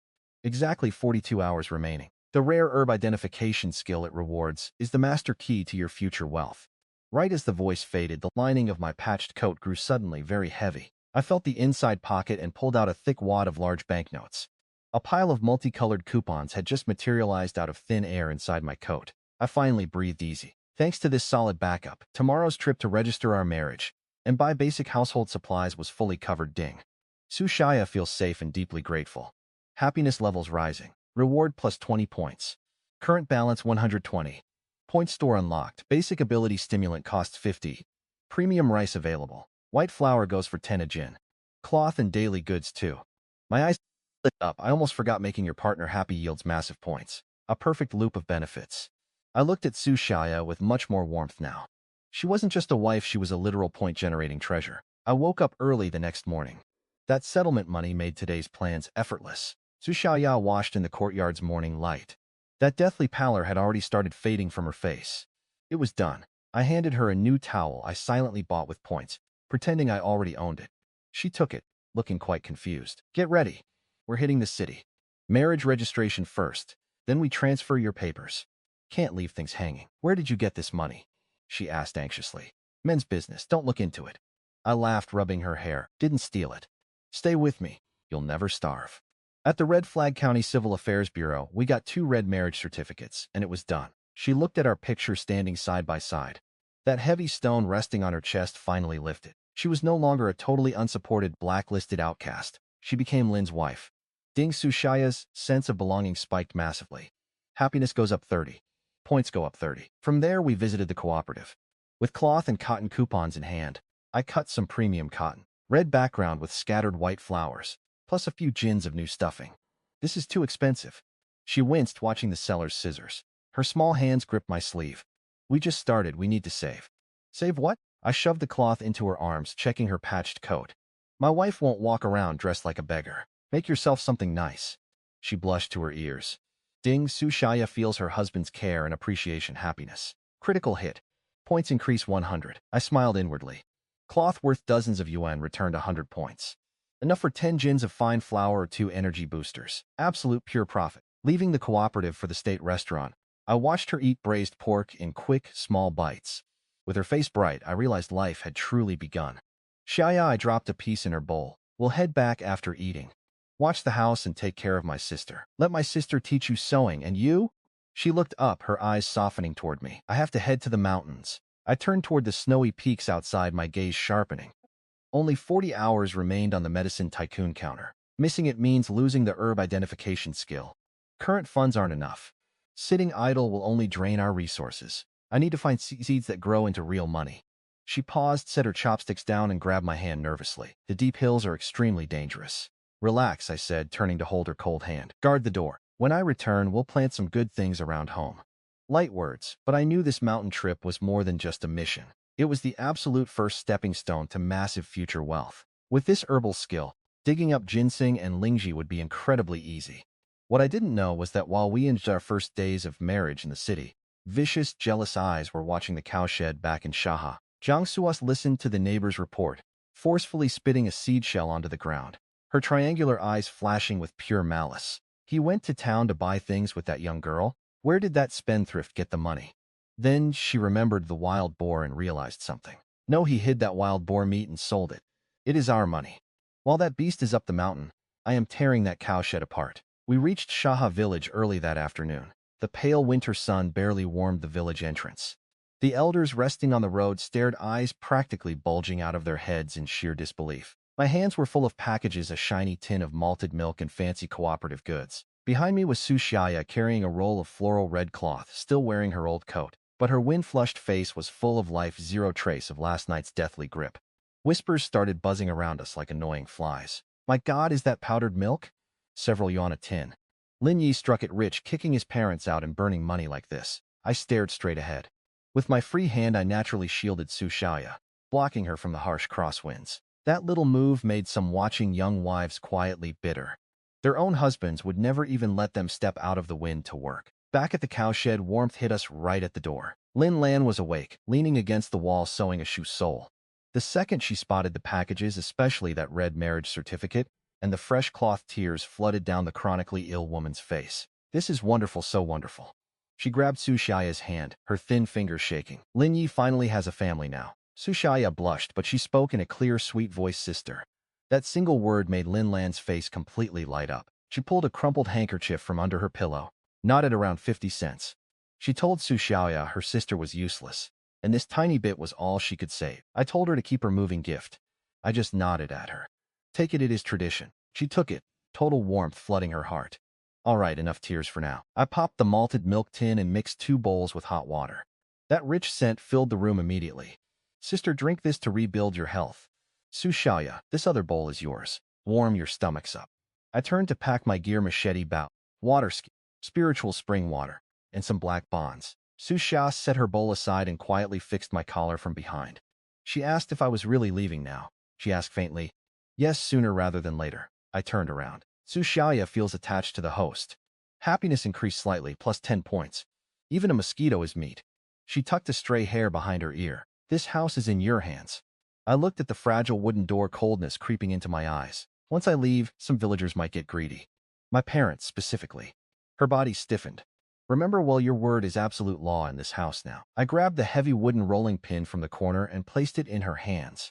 Then I closed my grip tight over hers, letting her feel its solid weight. If anyone tries breaking down that door or causing trouble, kick them out immediately. Do not care about their identity or status. Throw them out. If anything happens, I will handle all the fallout. She looked at that heavy wood, then stared right into my eyes. Taking a deep breath, her deep-rooted stubbornness finally floated to the surface. Sleep with a peaceful mind. As long as I have breath in my lungs, nobody will dare touch a single thread in this house. I smiled, completely satisfied. That was the toughness I wanted. Only a woman who fiercely guards her food can manage my home. At 3 in the afternoon, bow slung across my back, I stepped into the heavy snow, disappearing completely into the mountain forest behind the village. The cowshed door locked behind me. Su Xiaoya sat on the edge of the warm bed, taking scissors to red cloth, cutting a new jacket for Lin Long. Xiaoya Lin Long stole an anxious glance toward the window. Lin Yi really just left like that. Will he come back tonight? He said he would spend the night hunting for herbs in the hills. Su Xiaoya answered without looking up, her scissors gliding smoothly. Do not worry, sister. He is capable. She barely finished when a loud crash echoed. The courtyard door took a huge hit, groaning on its frame. The scissors stopped, dead in her hand. Lin Yi, get out here right now, you little animal. Zhang Suhua's sharp voice pierced the wooden planks like explosive gunpowder. I know you are home. I saw you come back carrying your bags. Open this door immediately. Lin Long's face went pale enough that she almost stabbed herself, instinctively trying to scramble off the bed. It is my mother. Sister, what do we do? Su Xiaoya pushed her gently, sidelined the scissors, and sat up, frost freezing her delicate features. She pulled the heavy rolling pin from under the pillow. Lin Yi made it clear. My word rules this house now. She marched toward the door with steady steps, peeking carefully through the crack. Zhang Suwa stood there, spewing pure threats. Beside her, Liner held an empty cloth sack, his triangular eyes roaming with obvious greed all over the cowshed window. They came to strip the place totally bare during his absence. Su Xiaoya let out a cold, mocking laugh, speaking through the wood in a clear and icy tone. Lin Yi went to the mountains. Whatever this is about, wait out here until he returns. Hearing he left for the mountains, all fatigue vanished from Zhang Suhua's face, replaced by pure gloating. Gone to the mountain? Well, that is much better. She pounded the door until dust fell. I am his mother. Taking my son's things is my legal right. Are you Su Xiaoya? Just a little bride. What do you know about tradition? Open up now or I will tear this rotten wood down with my bare hands. She shot Liner a sharp look. He caught the signal, stepped back, and violently kicked the planks. With a deafening crack, the fragile latch broke. This was never a family visit. It was a daylight robbery. The latch shattered with a violent snap and the flimsy door burst inward, bringing a snowstorm alongside Zhang Suhua's absolutely disgusting greed. Good Lord in heaven. Barely stepping inside, her sharp eyes scanned the room, entirely ignoring the rolling pin and Su Xiaoya's frost-hardened face. Her gaze immediately locked onto the heated table, spotting the powdered milk, the red floral cloth roll, and that bag of premium sugar. You spendthrift, all luxury items. Her eyes reddened like a starving wolf spotting prey, and she lunged forward. All these things were bought using the Lin family's money. They are mine. She reached right past Su Xiaoya to snatch the cloth, treating the skinny city girl like furniture, who would never actually dare swing that stick. But she was wrong. Su Xiaoya might be frail, but she remembered Lin Yi's look before leaving. This cloth represented the dignity he left her. It was her right and hers alone. The second that dirty hand reached out, she shut her eyes, gritted her teeth, and swung the rolling pin down, a brutal strike, fueled by total desperation and resolve. A sickening slap hit Zhang Suhua's hand. A swollen red welt appeared. She yanked her hand back in absolute disbelief. "You little trash, how dare you hit me?" Su Xiaoya screamed. This was her house, and Lin Yi said so. Her pale hands gripped the wood, her thin frame violently shaking. But her cold eyes stayed rock solid, standing firmly before the bed. "If you steal, you get kicked out. Leave absolute rebellion." Zhang Suhua spun and screamed from the doorway. "Liner, are you dead? You are just watching your mother get beaten? Get in here. Drag this wretched girl out and take everything." Liner, practically starving for that milk, let out a nasty laugh, rolled up his sleeves, and charged right in. A guy in his 20s, built like a bull. Crushing a weak girl was like stepping on an ant. "Sorry, sister-in-law, nice things are not for you." He reached to snatch the pin, while Su Xiaoya swung it in panic. He grabbed it hard and yanked. She instantly lost her balance and stumbled forward. Then his filthy hands reached straight for her shoulder. Lin Lan sobbed, trying to get up to help, but she collapsed straight onto the floor. Total despair. Su Xiaoya squeezed her eyes shut. "I cannot even protect the house. I am useless." But in that critical second, a furious, tearful scream ripped through the doorway. "Let me see who dares touch her." A figure charged in like a raging panther, iron shovel raised Li Xilian. The widow who always kept her head down and never dared raise her voice to anyone. She stood right there. Hair messy, eyes burning red. She listened through the wall, completely terrified. But she was more terrified of the disappointment in Lin Yi's eyes when he returned. He was her savior, the man who fed her meat and saved her child's life. His home and wife were being robbed. If she played dead now, was she even human? She smashed that shovel straight onto Liner's back with a heavy metallic crack. It was not fatal, but enough. He shrieked, dropping Su Xiaoya. Grabbing his back, he spun around, staring at the trembling widow in shock. "Widow Li, have you lost your mind? What is your problem?" "This is my brother's house." She stepped in front of Su Xiaoya, chest heaving. Pointing the shovel, she snapped. "Brother Lin is up the mountain, but we are still here. If you want to rob this place, you go through me first." Su Xiaoya got off the floor and stared at the woman shielding her, the supposedly outcast widow. She saw her legs shaking in pure terror, yet she had not taken a single step backward. Something deep in Su Xiaoya's chest shifted violently. She grabbed her rolling pin, stepping up to stand firmly right beside Li Xilian. One tall, the other petite, two women with no prior connection, standing shoulder to shoulder in that critical moment for the exact same man, in the exact same home. I glared at Zhang Suhua, for her voice ice cold. "Come on then. Either beat us to death or get out. Just wait until Lin Yi gets home. We will see how he handles you." Hearing that name made Zhang Suhua's face physically twitch. She recalled that bloody cleaver. Meanwhile, the noise had already drawn the neighbors, who were cautiously peeking in through the door. If things escalated and the village head arrived, stealing from her own son would be impossible to justify. Most importantly, staring down these two furious, red-eyed women, a very deep fear crept into her. Fine, fine, just you wait." She spat the words, "Such evil. Two shameless little foxes plotting against your mother-in-law. We will see what that little beast says when he returns. Move." "Liner." She grabbed Liner, still rubbing his back, and shoved out through the crowd. The crisis passed. The shovel dropped from Li Xilian's hands, and she completely collapsed, her energy entirely drained. Su Xiaoya caught her, completely shocked by how soft she felt. A ripe peach-like fullness pressing through her coat, a totally different world from her own frail body. "Are you okay?" Jillian gasped, cold sweat covering her face, reaching out to grab Su Xiaoya's hand first. "I am unhurt and nothing was stolen." Su Xiao saw the deep anxiety in her eyes, feeling a chaotic rush of emotions inside. She heard the village gossip too. But in this exact moment, all she saw was a woman risking her life to guard this home. "I am totally fine." I pulled out the handkerchief Lin Yi bought, gently wiping the sweat from Li Xilian's forehead. "Thank you, Sister Xilian." "Thank me for what?" Li Xilian muttered with her head down, ears burning red. Brother Lin gave me meat and saved my life, she said. I had to help guard this house. Su Xiaoya stayed completely silent. She just helped her sit down on the warm bed, pulling Lin Lan up off the cold floor. Meanwhile, high on Shanbei, I waded through snow past my knees. The icy wind slashed my face like a blade. 3 hours later, I stopped beneath a red pine. Wiping frost from my face, I scowled. Progress was brutally slow. Without proper foraging skills, finding rare medicine in this frozen wasteland was like hunting a needle in an ocean. But I did have master-level hunting.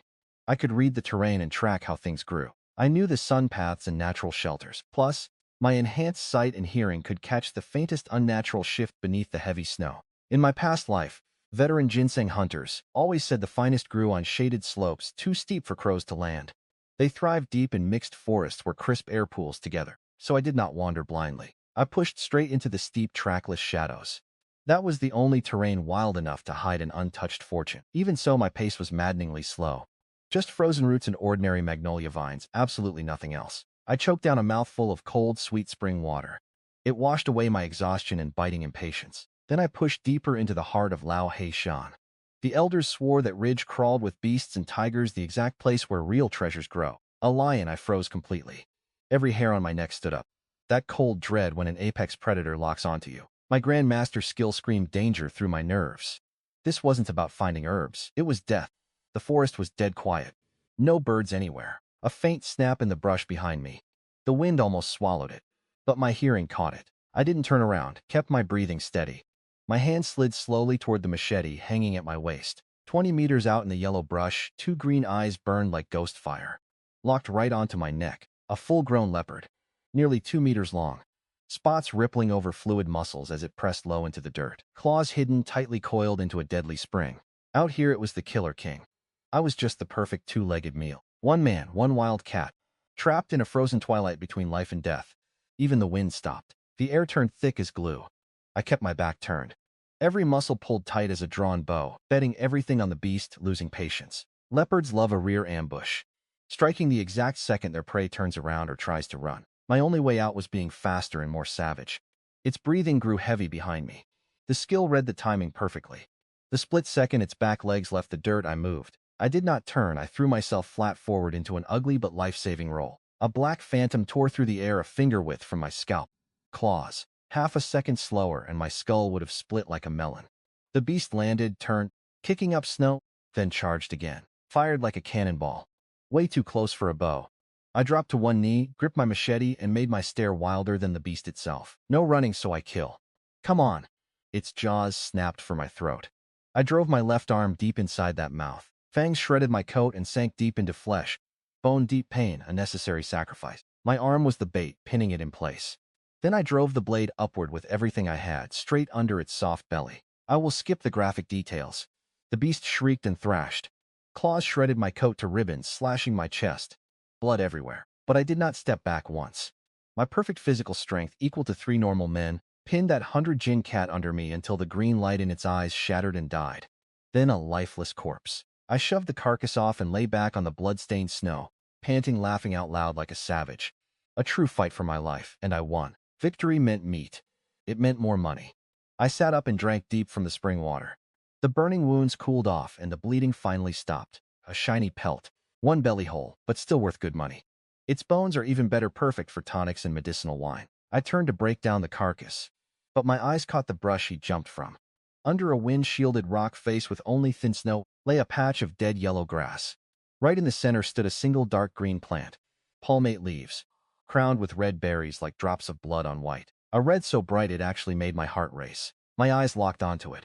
Didn't even need the skill to recognize it. The signs were obvious. Ginseng. Buried wild ginseng. Forgetting the pain of my wounds entirely, I rushed over. An ancient root hoarding 50 or 60 years of power, the true earth soul. No wonder the leopard was guarding this territory. The ancients said heavenly treasures are always guarded by fierce beasts to deter the greedy. Seems they were totally right. I pulled a red string from my space, a hunter rule to keep the ginseng from escaping. Hand shaking, I tied the stem. Then, never daring to use iron tools, I broke the frozen soil with bare fingers. Half an hour later, a flawless ancient wild ginseng emerged. Perfect, complete root hairs. A long neck shaped like a tiny man resting right in my palm. The system chimed, congratulations. Rare 60-year-old medicinal wild ginseng obtained. Side quest medicine tycoon origin complete. Reward is Advanced Herb Identification Skill Book, Grandmaster Path, and 50 advanced points. The reward was supposed to be basic. Did the high quality of what I dug up boost the reward level too? When I opened my eyes again, the world had completely changed. Looking at the root in my hand, details unfolded in my mind automatically. Wild ginseng, 62 years old. Rebuilds collapsed chi energy and powerfully nourishes the source. Moved to the space, it gains 10 years of medicinal age every 30 days. 10 years per month. I took a sharp, deep breath. This wasn't farming. This was printing cash. The kind of life-saving wealth nobody could ever turn down. Without hesitation, I pulled the root and the entire leopard carcass into the space. With this ginseng and the spirit field, I finally had capital. Glanced at the dark sky, time to head home. 2 women are waiting. But when I reached the blood-scented shed, what I saw crushed my joy entirely and ignited pure rage. The door was shut, but the latch was replaced by a freshly cut stick. Out in the snow by the door right next to my own tracks lay a mess of large footprints and a few fresh drops of blood. Blood, a disaster. I kicked the door wide open. Su Xiaoya bolted from the bed like a bullet. She aimed the scissors straight at the door, completely wired like a cornered stray cat. Beside her, Lin Lan was curled up into a tight shaking ball. But Zhang Shuhua had not returned. Instead, a man stood there covered in snow and ragged clothes, reeking of heavy blood. Lin Yi. The scissors hit the bed with a sharp metallic clatter. She froze. Her eyes went red. She threw herself right at me, wrapping her arms tight around my waist. She buried her trembling face into my cold, blood-soaked chest. All the fierce bravery she showed against Zhang Shuhua shattered the second she saw me. It melted down into an endless flood of delayed grief and raw terror. I stiffened for a second, then raised my good hand to pat her back. It is over. I am home. Over her shoulder, Li Shilian stood lost by the stove, clutching a bowl, tear tracks still wet. Lin Lan looked pale but perfectly safe. I exhaled slowly, letting that sky-shattering killing intent inside me fade just a bit. Whose blood is on the door? Li Shilian wiped her hands and whispered, "It is Lin Er's. They came here to rob you." So I slammed him hard with the shovel. I looked at them, one gripping a rolling pin, the other a shovel. Together they drove off, that bitter shrew and the deadbeat. You did great. I gave an approving nod. The widow flushed red to her ears, feeling sweeter than honey inside. Su Xiaoya looked up to say something, but her eyes locked onto my left arm. The coat was completely shredded. Exposed flesh peeled back, thick dark purple blood soaking right into the padding. You are hurt. Her face turned ghost white, voice shaking. All this blood, what did you fight? Those are claw marks, Li Shuyan whispered. A real mountain woman, she knew instantly. Tiger or leopard? Just a scratch.